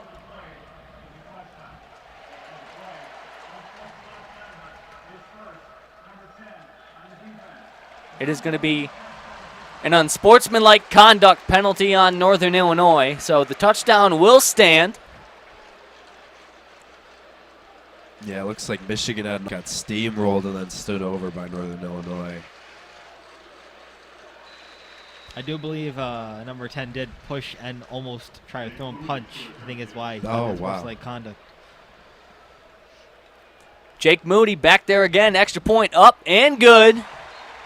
Money Moody does it again, a 53-point lead now for the Michigan Wolverines after the Donovan Edwards 4-yard touchdown run. And Michigan just cannot be stopped as they put the stat up there on the big screen. Again, Donovan Edwards, his first career rushing touchdown, as Neil had mentioned. Yep, and your guy, Money Moody, Nabeel from Northville, has looked also very good today. He's been perfect so far this season. I don't think he's missed a PAT, definitely not, but I don't think he's missed a field goal either. It was a busy day, though. 7 Yeah. PATs is a lot. Yeah. No, and he looked good against Washington, too. Looked good against Western Michigan. Yeah, I think he had the plus 51 that day. Yep. Yes, last week, didn't he? Yeah, no, and that one looked like it would have been good from 57. I mean, he had a lot of power on that day. If anyone back home has any Michigan Wolverines on your fantasy football team, you're in a pretty comfortable position. This is the year 1984. Guarantee you. Guarantee? you it's year 1984. Yes, it is. As the weekly "What year is it?" graphic plays on the big screen, they show all sorts of pop culture references, and you have to guess what year is it from. Great In call. 1984 it was. Congrats to our very own Nabeel Baig for that one. You know, it was funny last week at the Washington game. I think they had, it was 1999, Uh-huh. and they showed the SpongeBob first episode. That's the only reason why I knew Yeah. that it was 1999. Back to that last possession for Michigan. They started off with great field possession. They started off with the ball on Northern Illinois' 3-yard line after the interception from Jamon Green. Put them in a great position to score. And Donovan Edwards, as you said, tried on that first attempt to run to the outside. Northern Illinois did a great job of covering it. Linebackers just worked laterally up the field, but next time he went the opposite direction and ran right through him for the 4-yard touchdown. Yeah, another quick thing to note, by the way, too. The Wolverines have only had 4 third downs. Only 4 all day. That is a great indicator of how well they're moving the ball. I mean, they're doing anything they want, whenever they want, offensively speaking. And when you don't even get to third down on offense, you know you're doing something right. Yeah, Michigan, as you said, only 4 third downs, is converted 3 out of those 4. Michigan with 20 first downs here That is just wild. with just under 7 minutes left to play in the third quarter. So with Jake Moody being very consistent with touchbacks here, he's going to kick off from the 50-yard line after the unsportsmanlike conduct penalty. And I would not be surprised if Jake Moody kicks this ball out of the stadium. Dare I say, this season has reminded me a lot of 2016. I remember when Michigan was doing incredibly well in those early games at destroying opponents. And this is very reminiscent of that type of game. Michigan tries to make Northern Illinois return it. Moody with a squib kick, but honestly, that ball starting from the 50-yard line doomed that from the start. It rolls all the way to the end zone. So Northern Illinois will start on the 25-yard line again. Going to look to get anything going here. They've got 90 rushing yards and 18 passing yards on the day for 108 total yards to Michigan's 442 total yards. It'll be Rocky Lombardi back out there. He's got 2 men on the wide side of the field, 1 running back behind him. He's going to hand it off up the middle. It was Ducker, the ball carrier. Quite a few backups in right now for Michigan. One guy, Braden McGregor, number 17, defensive end. He was a pretty high-rated recruit just 2 years ago. I believe from the state of Michigan. I want to say Clarkston. I could be wrong on that. But quite a few important reps for these young guys. I mean, this is where you want to show the coaches, that you can play and possibly get some playing time later. Northern Illinois settling back into that same formation. Lombardi walks up to the line and points out a few defensive looks from the Wolverines. Gets the snap, handing it off again. And it's going to be a gain of 5. That one, Jay Ducker again on the outside. Nice little run there, scampered over to his left-hand side, and then eventually cut it up north-south. It's going to be 3rd and 5 from the 30-yard line for Northern Illinois. Yeah, an interesting look by the defense there. It looked like they rushed 5 or 6. It kind of looked like your old classic Don Brown defense. But in general, Mike McDonald this season is implementing the 3-4 defensive set. Aiden Hutchinson has become a standing linebacker/rusher this season, which has been very interesting. We'll see if it pays off against the better teams of the Big Ten. Lombardi spreading the field. He's got a twin set on this near sideline. Motions in a tight end. Rolling out to his right, throwing in the flats, and it's incomplete. 4th down and 6 on the way. That pass just past the hands of his defender. Just a bad throw, honestly. Yeah. They cannot get anything going. I mean, and that play in the flat, it wasn't even like Michigan's DB was right on him. I mean, that was open. You just got to make that pass. That pass intended for McCray on this near side. And like you said, that one just a misplay by Rocky Lombardi. A.J. Henning back to return this punt. We saw him with the impressive return on the last one. Fields this one at about the 27-yard line. He's going to let this one bounce. First one we haven't seen him return today. Michigan will start from their own 29-yard line as they come out to look to put more points on the board with 5 minutes left to play here in the 3rd quarter. This might just be me, and this has nothing to do with football at all. But does the grass look less green this year? Is that just me? Or I could see it a little bit. It just looks a little washed out, Like, I don't know. I don't know what it is. I guess. The turf does look a little, It looks a little darker. It looks a little darker. Yes, it does. Yeah. That has nothing to do with football, man. I don't know. I just thought about it. I was so confused where that was going when you started off with, this might just be me, and this isn't football at all. I was really confused where you were going. A ton of different directions. That's funny. We'll see here if J.J. McCarthy gets some more passes under his belt. I really think this is the time where Gaddis should really just open up the playbook. I think you try out a lot of plays right here, see what works, and in general, just try to get the confidence going for these young guys. At the same time, though, you don't want to try out too much stuff, though, just because then it maybe opens it up too much for other opponents down the road.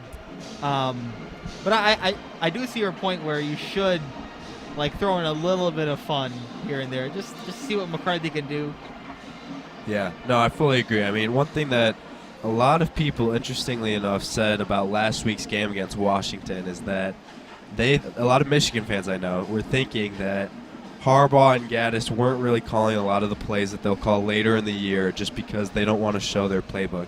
Now, whether or not that's actually true, I don't know. I do know Harbaugh did say in a press conference after the game that apparently there were some communication issues on the sideline with Cade McNamara, and so that was probably part of the reason why they ran it as much as they did. But I am curious, how much they're holding back with their playbook right now, because I got to be honest, I do think they'll have to change things up once you start playing, Wisconsin, Michigan State, Indiana, and definitely Ohio State too. Yeah, you definitely won't just be able to run all over them like Michigan has the past few games. Yeah, definitely. And I mean, one thing I'll say with that is like a lot of the Power 5 great elite programs love running the ball a lot against the worst teams in the country because you have such a big talent gap, especially on the offensive line. As we see the first play of this drive right here. McCarthy's got 2 men out wide. He's going to throw. He's got a man on the outside. Breaks the tackle, and he's got room to work. And he's eventually pushed down after a gain of about 16. It's Cornelius Johnson Jr. Quick little screenplay there. McCarthy now 2 for 2. Yeah, just to add to what I was saying earlier, though, you can run the ball all you want against the, worst teams of the country just because of that talent gap. But once they start playing the better teams, such as Ohio State, they're going to need to open it up with the passing game.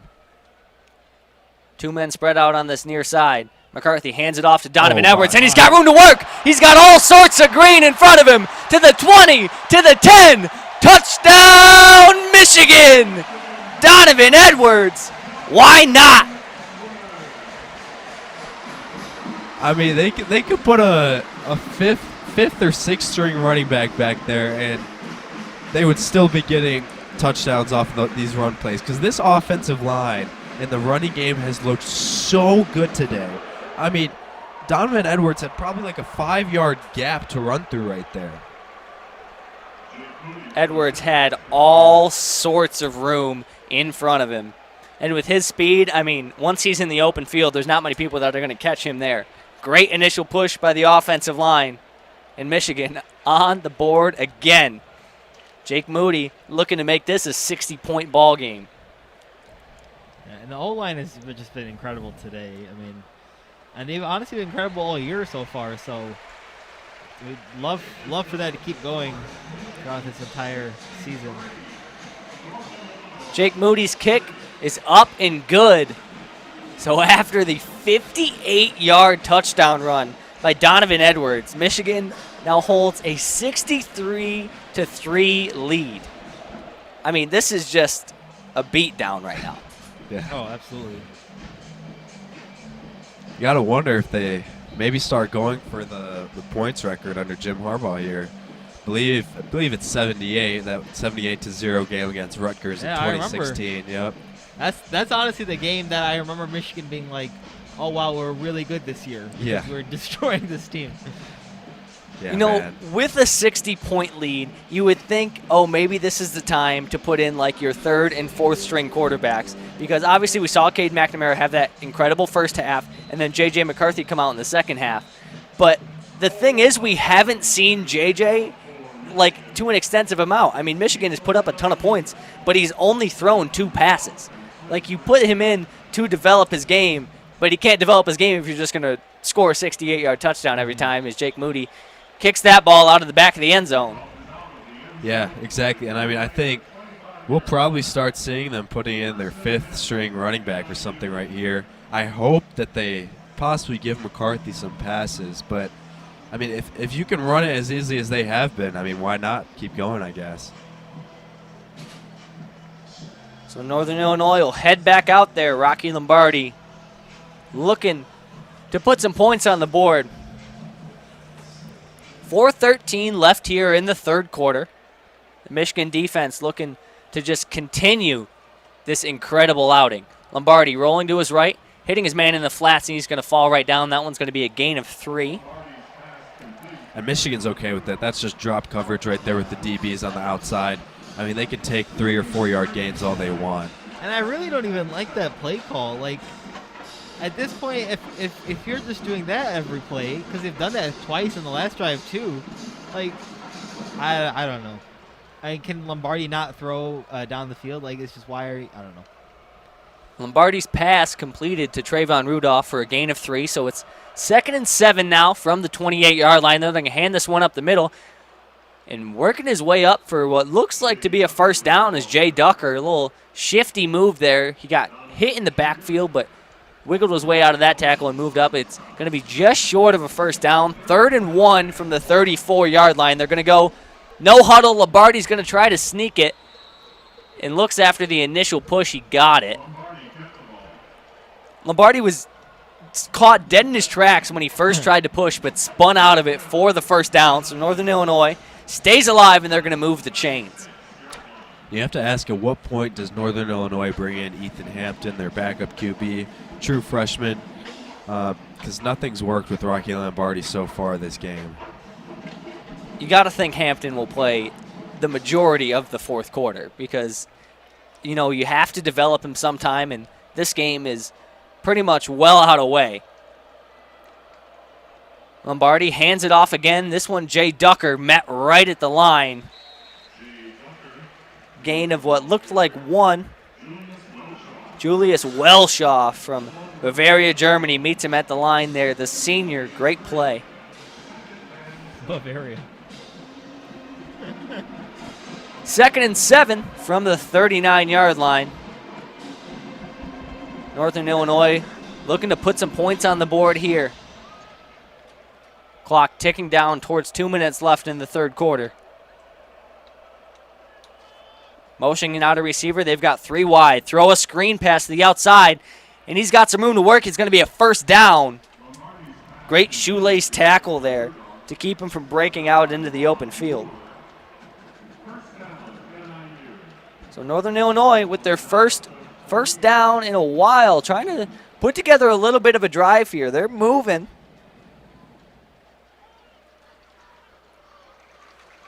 On 1st and 10, Jay Ducker tries to take it to the outside. Wrapped up, gain of about 1. So Northern Illinois still just shy of midfield. It's going to be 2nd and 9 from the 49-yard line. Yeah, and they're starting to work in Ducker, the freshman, right here over Harrison Whaley as well as Ratkovich.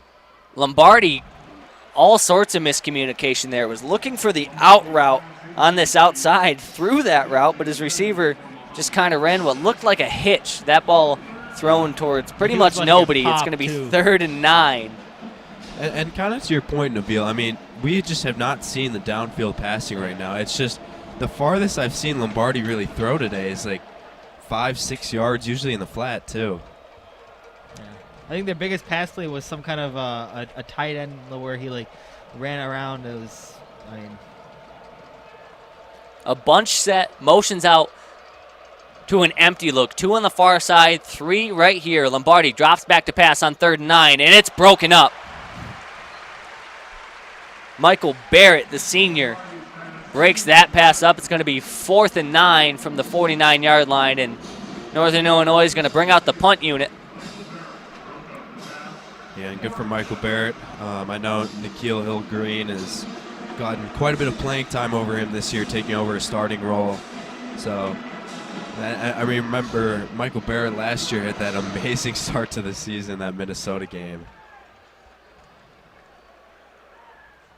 So Northern Illinois set to punt again. Michigan will get the ball back with about 1:14 left on the clock. This punt's going to roll and bounce into the end zone. So most likely it'll be J.J. McCarthy and the Michigan offense will go to work at the 20-yard line. 1:06 seconds left here in the third quarter. Again, in games like this, typically you usually just see teams stick pretty closely to the run just to, kind of run out the clock and get this game moving. But again, as we mentioned before, J.J. McCarthy is in the game right now to kind of help him develop as a player. And currently he's only thrown 2 passes, given he's 2 for 2 for 23 yards, and the Michigan running backs have just been doing whatever they want. But still, McCarthy, you like to see him throw some passes, especially as a Michigan fan, to see what the future of your program looks like.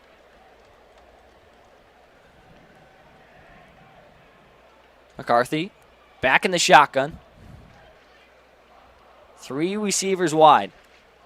McCarthy dropping back to pass, throwing nice little out route, and that's reeled in for a first down, gain of 14. There's that arm strength by J.J. McCarthy. I mean, that was one thing that people were raving about after that Western Michigan game, and that throw that he threw all the way across the field to Dale Baldwin for his first career touchdown. He has a ridiculous amount of arm strength, and that was definitely showcased right there. They currently have, by the way, Tavier Dunlap in at running back, the freshman. Great throw there by McCarthy. 13-yard gain to Roman Wilson. They are going to run it again right up the middle. Michigan continuing to just push through this Northern Illinois offense. That one a gain of 7. Dunlap, the ball carrier. As you mentioned, the freshman getting some work here in the third quarter. And we're just going to watch the clock run out as both teams head to their respective sidelines. So as we head to the fourth quarter, it'll be 2nd and 3 for Michigan. J.J. McCarthy looking good so far through his 3 pass attempts, 3 for 3 for 35 yards. But Michigan still way out in front, 63-3 as we head to the fourth quarter. And that will do it for my coverage. I will pass it off back to Amer.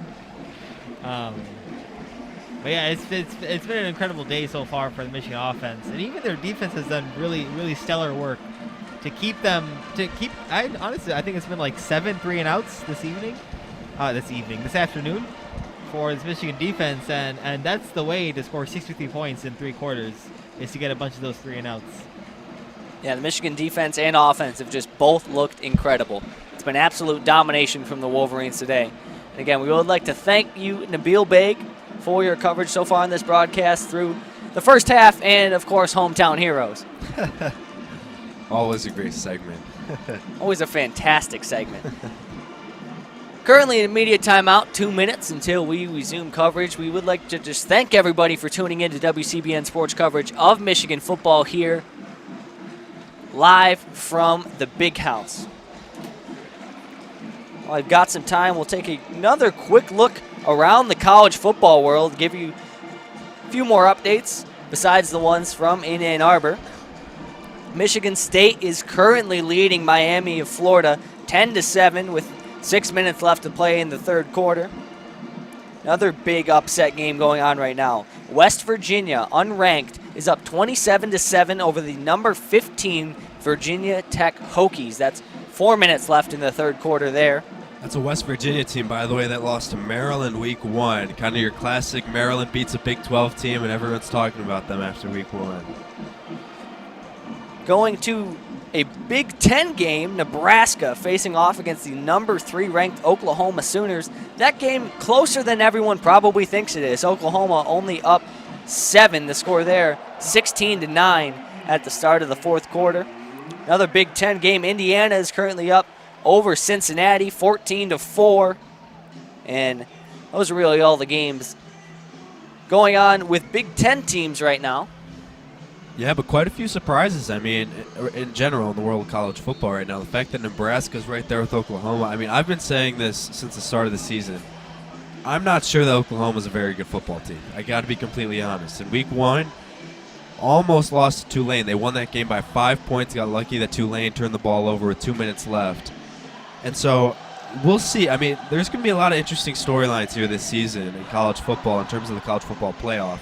And then, you have a Cincinnati team currently ranked 8th in the country for the great season that they had last year under Luke Fickell, and struggling to an Indiana team that got absolutely blown out by Iowa week 1. And then again, Michigan State, they've looked great so far this season.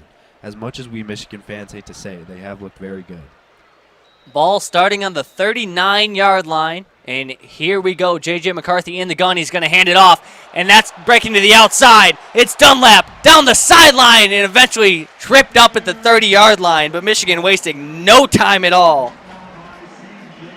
My goodness. I mean, these running backs in this offensive line, it's just they're putting on a show.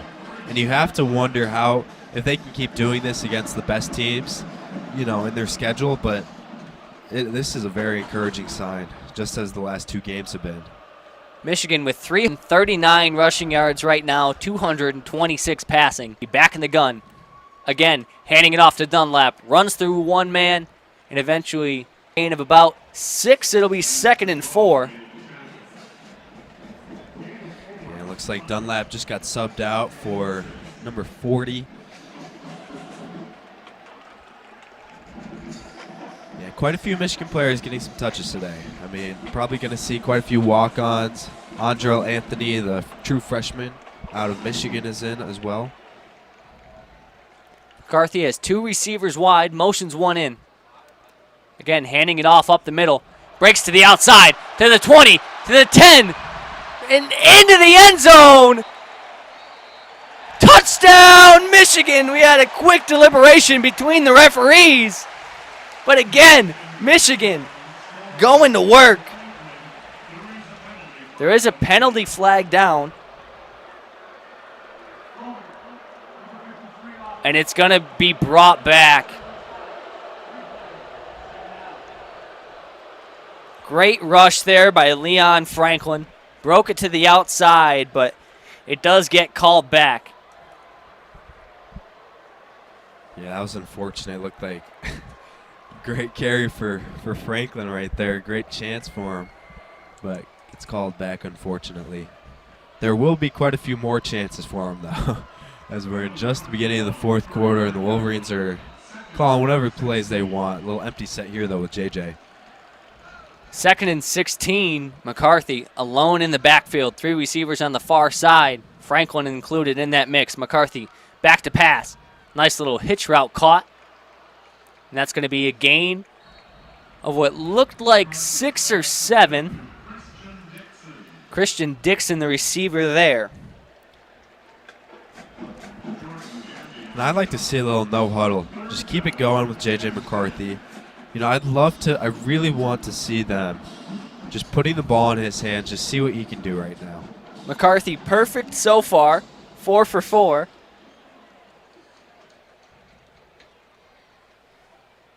He's got a very spread out look. He's got Franklin in the backfield with him now. Motions a receiver. He's got 3 on the near side. Dropping back to pass, rolling to his right hand, showing off the speed. And the outside, that one too high. That pass again intended for Christian Dixon. First incompletion from McCarthy on the day.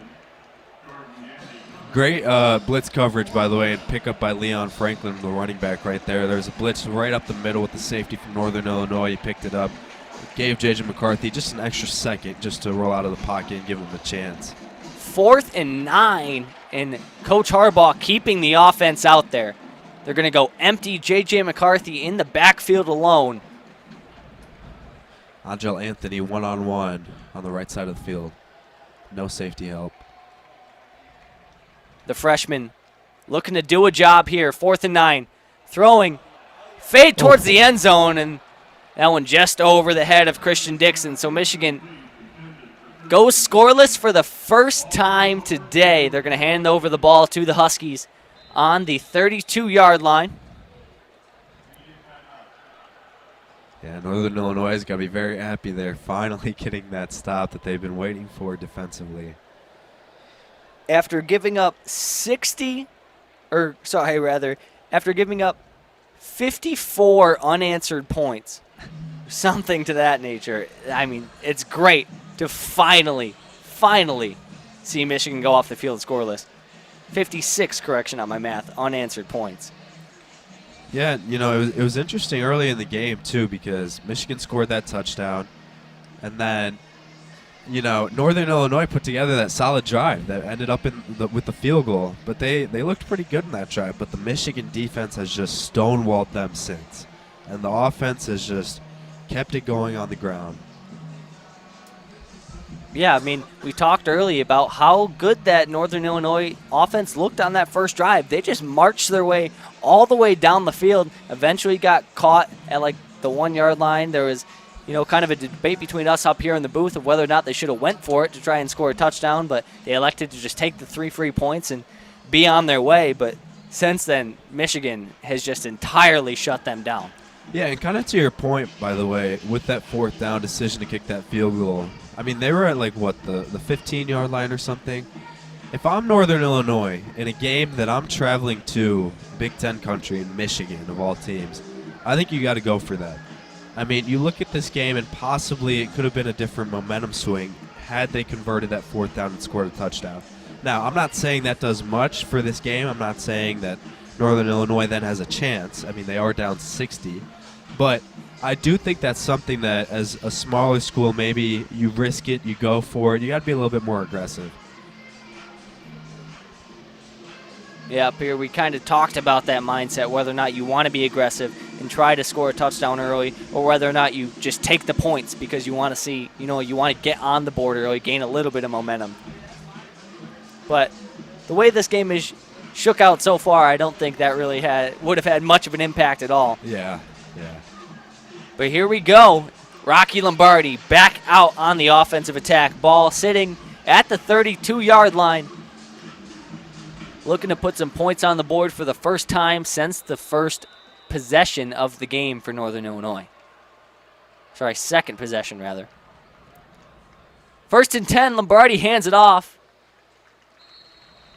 Ball carrier brought down by a group of Wolverines after a gain of 4.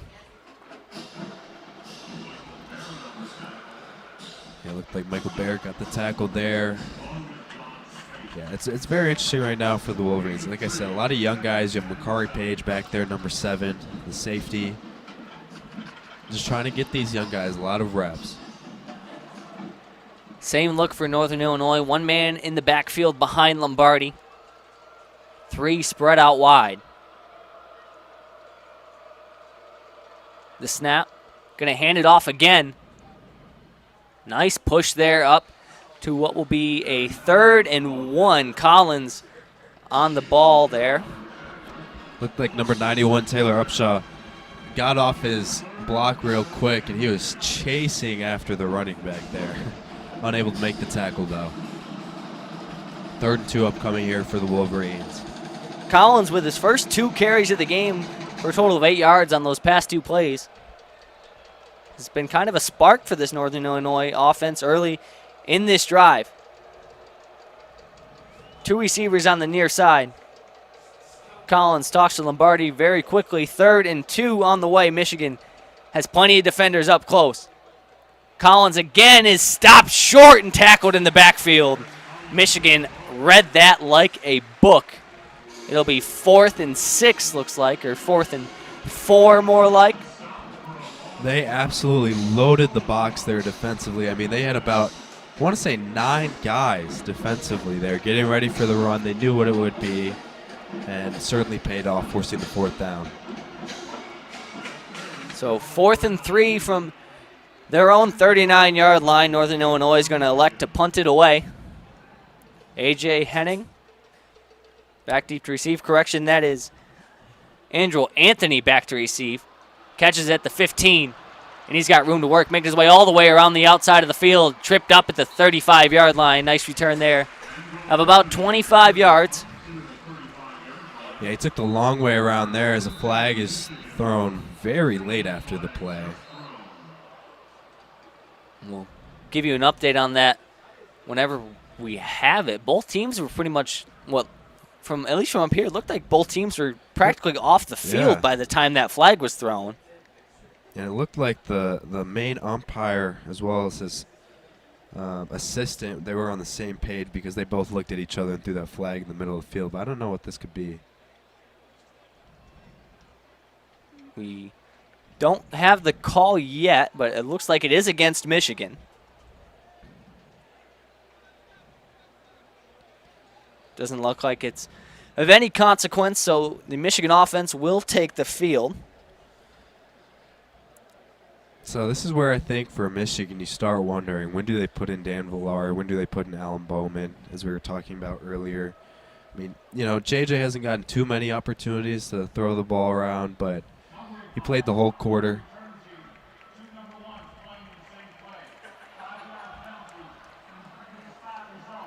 So the penalty on Michigan, an obscure one that I personally haven't seen before. Obviously, in college, there is no rule that 2 players on the same team can't wear the same number, but on that play, 2 Michigan players were wearing the same number that were both on the field.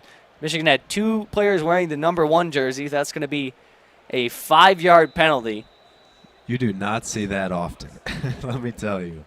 Not at all. So Lombardi will go to work. He hands the ball off to Collins. It breaks free. He's got all sorts of room. Lombardi on the QB keeper for the biggest gain for Northern Illinois of the day. Lombardi had the entire field to himself. Yeah, that was one of those read options that the camera and everyone in the stadium got faked out by the little fake handoff. Great call by Northern Illinois and great decision by Rocky Lombardi. He read the the edge rusher by Michigan and decided to call his own number and just take off. Luckily for the Wolverines, Lombardi not really known for his speed. He had the whole field ahead of him, was knocked out of bounds at the 11-yard line. Hands this one off to Collins, who's met in the backfield. So here's a question here, Charlie. If you're Northern Illinois, and let's just say they get stuffed on these next 2 plays, are you going for it on 4th down? Or do you just take your field goal and just get out of here with 6 points? I feel like you have to. Yeah. I feel like you have to go for it. I mean, in a game where you're down currently 63-3, what difference is, for team morale going to make in a 63-6 game? But if you get a ball into the end zone, get a touchdown, that's at least a little bit of pride on your side. That's really what you're playing for right now if you're Northern Illinois. Handoff to Collins again, wrapped up after a gain of about 2, so it'll be 3rd and 7. Yeah, and maybe if it was 63-0, maybe we see them take the field goal just for points. But yeah, I fully agree with you here. 3rd and 8, ball on the 9-yard line. Northern Illinois needs 8 yards for a first down, 9 for a touchdown. Looking for their first points here in the first quarter. They're in as good a position as they have been. Lombardi taking his time, getting the play from the sidelines. Northern Illinois might have to call a timeout here. They're breaking the huddle at 4 seconds. Yeah, got to get the snap off. And they do get it off. Lombardi back to pass, looking in the end zone, and it's caught for a touchdown. Northern Illinois finally gets one across the goal line. Lombardi's pass. Cole Tucker on the receiving end. Yeah, pretty big receiver in Cole Tucker. Michigan brought the nickelback set. They took out a linebacker, brought in an extra DB. Unfortunately, did not pay off there. So after Michigan gets up by a lead of 60, Northern Illinois finally puts one in the end zone. The extra point up and good and into the stands. So the lead now only 53 for the Wolverines with 8 minutes and 30 seconds left to go here in the fourth quarter. Hearing some boos from the Michigan fans. They wanted to see only 3 points aside the Northern Illinois score. But, when you're up this much and Northern Illinois is getting so many chances, so many offensive drives, that's going to happen. As well as, by the way, Michigan putting in their 4th string, guys defensively on Northern Illinois. Yeah, I feel like if Michigan wanted to, they could have kept this a 3-point game the entirety of the time. I also think they could have put up 140 points if they wanted to, at the rate they were scoring early. Yep, no, I definitely agree with that. Interested to see who Michigan puts out there on the offensive end when we get back out. As I said, 8 minutes and 30 seconds left. The Michigan Wolverines up 63-10 after Rocky Lombardi and the Northern Illinois Huskies make their way down and get it in the end zone. Rocky Lombardi really jump-started that drive on the QB keeper. Yeah, and I know, Dan Villari and Alan Bowman are probably itching on the sideline to get the chance to come in. We probably will see them, I'm guessing. I know we saw Dan Villari go for, when Michigan went for 2, I believe that was against Western Michigan. Dan Villari came in for a 2-point conversion. It was like a little run play. They only got a yard out of it, didn't convert. So it'll be interesting to see Dan Villari possibly coming in here. It looks like McCarthy has his helmet off on the sideline, so should be seeing Villari. Of course, for all Michigan fans who were paying attention last season, Dan Villari was going to be the man starting at quarterback against Ohio State had that game happened. Unfortunately, that game did not happen, though. So, media timeout wrapping up shortly. Michigan, as we said, about to head back out on the offensive attack. They've got 8.5 minutes to work. Throughout this game, give you a quick recap of really the highlights for Michigan. Cade McNamara in the first half alone, 8 for 11 passing for 191 yards and a touchdown. Also throw in a rushing touchdown, a QB sneak on the first possession for the Wolverines of the day. And the running end, who else? Blake Corum, 3 TDs, 125 yards on 13 attempts, averaging 9.6 yards a carry. Donovan Edwards also really ramped it up on the average carries. 10.8 yards per carry, 86 yards on 8 attempts for 2 touchdowns. Hassan Haskins threw in 2 touchdowns of his own. Michigan with 8 rushing touchdowns on the day. Northern Illinois squib kick is fielded cleanly by Michigan, and they're going to start at their 43-yard line. Yeah, trying to catch the Wolverines off guard right there with the squib kick into the blockers up front. Looks like number 15, Alan Bowman, will be coming in at quarterback for the Wolverines here. But yeah, speaking on the Cade McNamara first half, by the way, that efficiency is wild. I mean, 8 completions, totaling, reaching 191 passing yards off of that. That is unbelievable. And excuse me, actually, Dan Villari, number 4, will be coming in, not Alan Bowman. So McCarthy's day is done. He went 4 for 6 for 42 yards in his outing.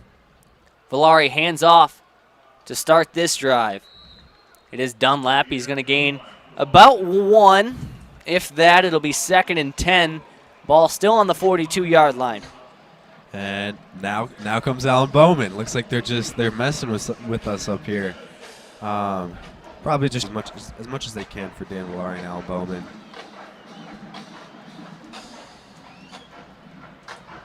Bowman taking his time, looking towards the sidelines, getting the play call. Here we go, settling in. 2nd and 10 from the 42-yard line. 7:44 left on the game clock. He's going to hand it off to Dunlap. He's got a hole. That's going to be a gain of about 5. It'll be 3rd and 5 here. Yeah, and for those who don't know, Alan Bowman, he was the backup quarterback for Texas Tech. He's a graduate transfer over here to Michigan. Dan Villari, he was a recruit out of, I want to say, the state of Michigan. Could be incorrect on that one. And, yep, getting his first chances here at quarterback. 3rd and 6 from the 46-yard line. It'll be Villari back in at quarterback. He's got an empty look. 3 receivers on the far side, 1 on the near side. Dunlap alone right in front of the Michigan sideline. Villari gets a snap. It's going to be a QB keeper. Working up, and he is stopped short of a first down. It's going to be 4th and 2. Tried steamrolling that linebacker right there. And this is something that Jim Harbaugh has actually talked about a little bit. They call Dan Villari the Taysom Hill of their offense, by the way. They think that he can play multiple positions, possibly be a pass catcher. So maybe that's something to look forward to down the line, possibly a little bit of a trick play where you throw in Villari along with McNamara on the same play maybe. Who knows? Villari and the offense stay out there. 4th and 2 from exactly the 50-yard line. Villari, obviously a runner. He's going to get an opening here, and he's got a big gain on the 4th and 2 play. That one's going to be a gain of 8 and a fresh set of downs for the Wolverines. I think that's a great play call there from Coach Harbaugh. Yeah, 2 tight end set. Had quite a few blockers up front and certainly paid off. As Alan Bowman now comes back in the game. So Bowman and Villari kind of doing a one-on, one-off sort of rotation. As it flashes up there on the big screen, of course. Alan Bowman, the graduate transfer, as we mentioned. He's got 1 behind him in the backfield. Gets a snap. Handoff. For a gain of about 2. That handoff, Isaiah Gash, the runner.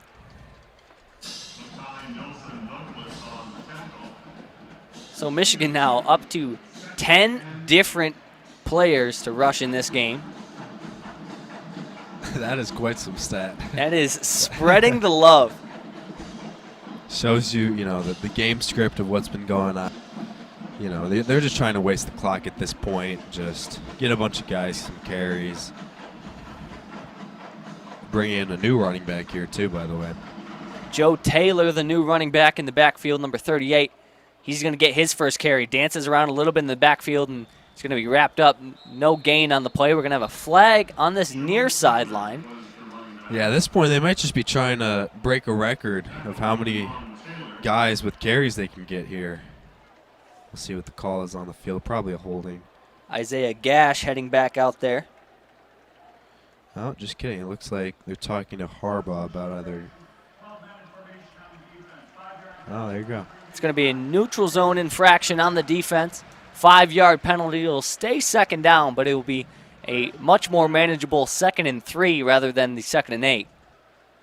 Dan Villari back in there at quarterback. He's got 3 receivers wide. Isaiah Gash with him in the backfield. Michigan taking their time, looking towards the sidelines for the play call now. Villari stands tall in the backfield. Gash towards his left-hand side. Gets a snap and shotgun. Hands it off to Gash, and he's got room to work. That's going to be a first down. Yeah, right on the first down marker. We'll see if they give it to him. And yes, looks like they are going to give it to him first down. That one on the 2nd and 3 went for about 3.1 yards, just past the line, but enough to move the chains. This is where for Michigan you start looking ahead. Next week they open up Big Ten play with Rutgers coming into town. The week after that they go at Wisconsin, where they'll be looking for their first win at Camp Randall Stadium since I believe 2001. Alan Bowman in at quarterback, hands it off to Isaiah Gash again. Gain of 2 yards. It'll be 2nd and 8 from the 30-yard line. Michigan just running out the clock here as it ticks under 3.5 minutes. Michigan's rush total on the day, 366 yards. Wow. That's all you can say to that. And you know what's funny? Last week they almost had that same number too against Washington of all teams, which is actually a pretty good defensive unit out there. Michigan has the reinforcements in on the line, but they have not faltered at all. Picked right up where the starters left off. Another carry for Isaiah Gash on 2nd and 8. That one good for 2 yards.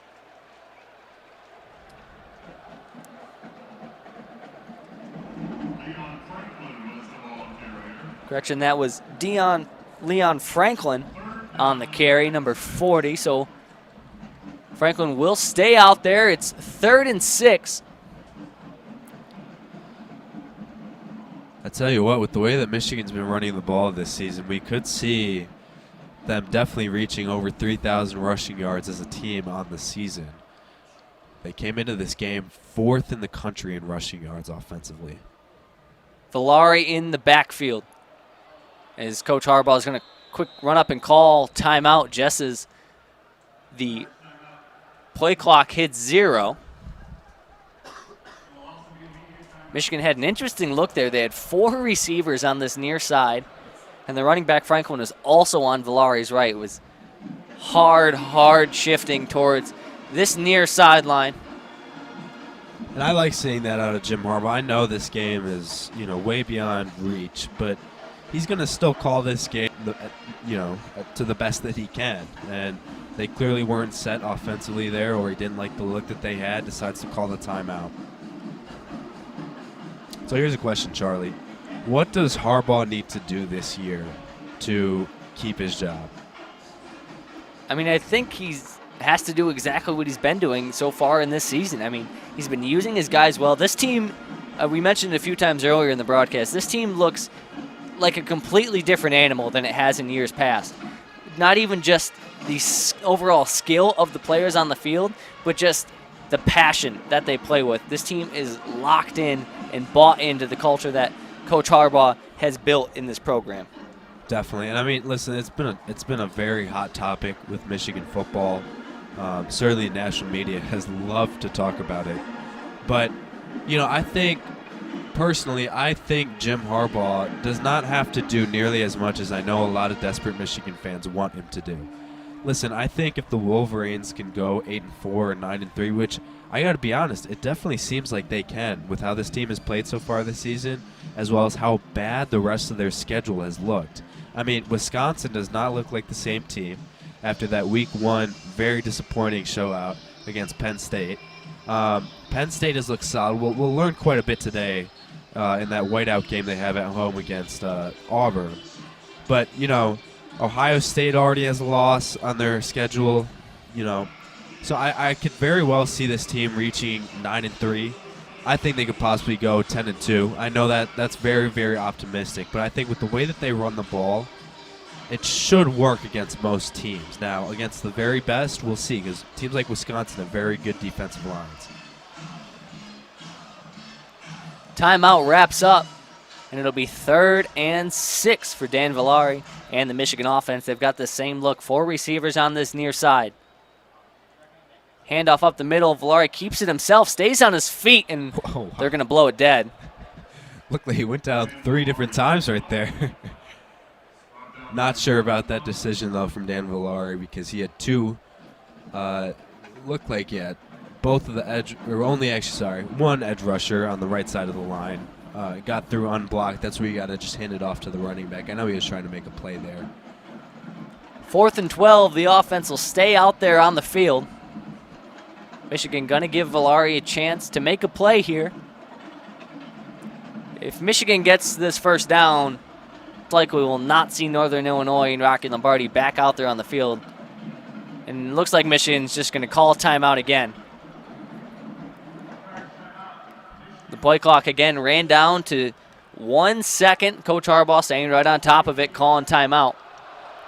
Keeping it from being 4th and 17. The fans are booing him like crazy. I'm not sure about that. You can definitely see from the looks on some of these fans' faces up on the big screen, and the fact that a lot of them are very sunburnt, that they want to get home. That is definitely very, very true. It honestly hasn't even been that much of a. It's not too hot today, but like you said earlier, the sun is definitely out and beaming on these students and the rest of the fans here at the big house. I think that's the reason why probably so many of them got sunburned. It was honestly kind of cold this morning at around like 62, 63 degrees. So yeah.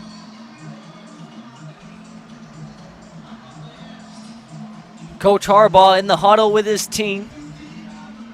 Be interested to see what their play call is here on 4th and 12.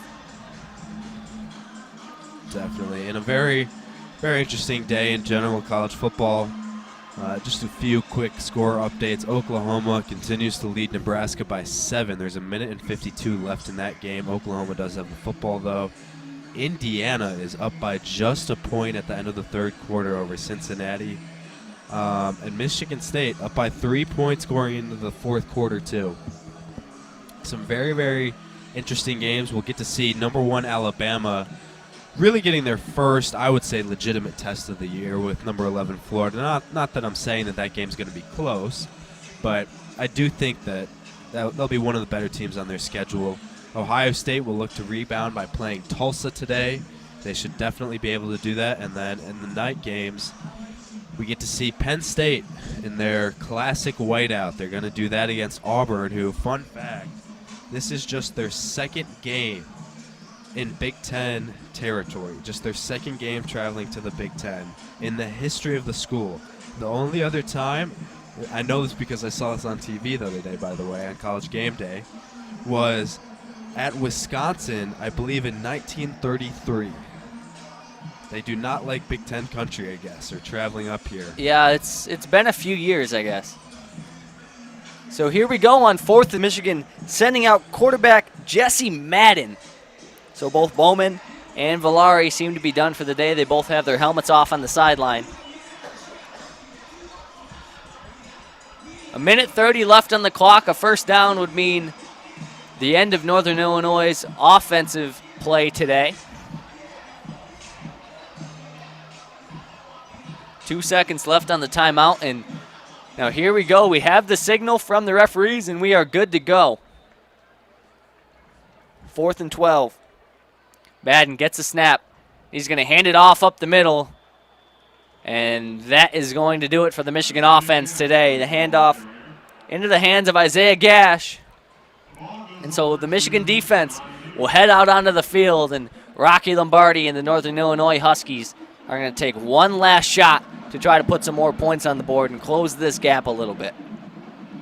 Charlie, if you had to guess, what do you think? How many people are still left in the stadium right now? Just out of curiosity. Well, at one point when they announced the attendance, there was over 106,000 people in this stadium.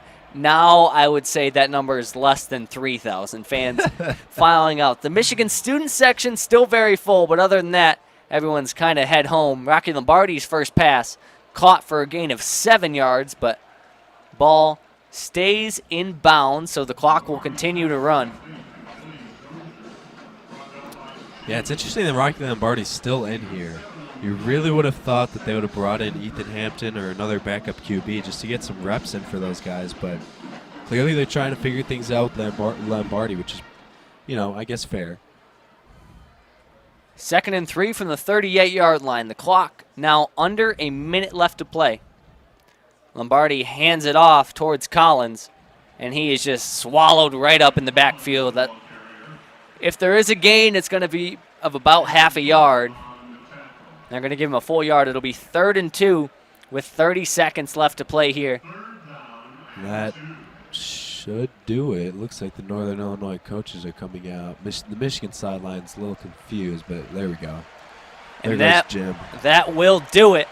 So after an incredible offensive performance today, Michigan will wrap this one up with a 63-10 victory over the Northern Illinois Huskies. Northern Illinois won the toss. To give you a quick recap, won the toss, got kind of shut down on their first drive, punted it away. Michigan came right down, walked right down the field, and scored a 1-yard QB sneak from Cade McNamara. Michigan kicked off to Northern Illinois. They marched right down the field and kicked a field goal of their own. So the score then at that point in time was 7-3.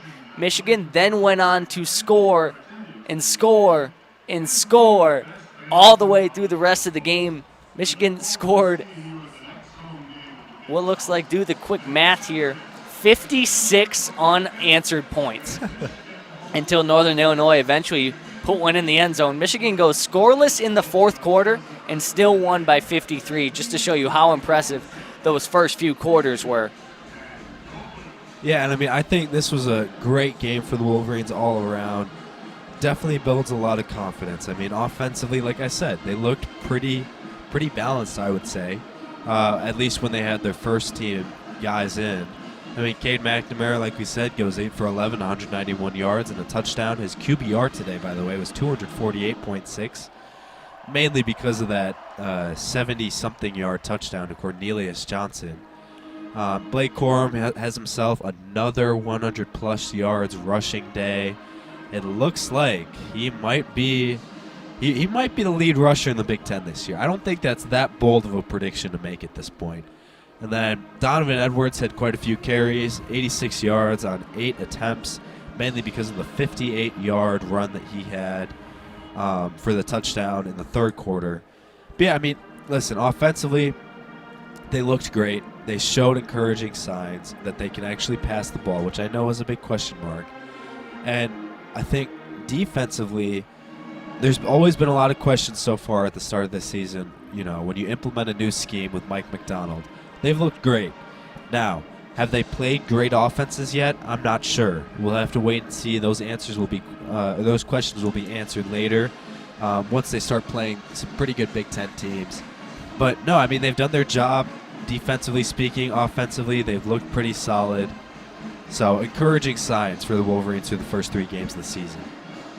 Yeah, absolutely. Again, just one more time, want to highlight top performers for Michigan today. Cade McNamara, 191 yards passing, 2 total touchdowns. Blake Corum, 3 total touchdowns. Donovan Edwards, 2 touchdowns to his name. Hassan Haskins, 2 touchdowns to his name. And Michigan wins this one 63-10. With that will end WCBN's coverage of today's Michigan football game between the Wolverines and the Huskies. We would like to thank you for tuning in. We always very much appreciate your support and love in the comments. Again, just thank you from the bottom of our hearts, and we're going to leave you like we always do with a good night and a Go Blue.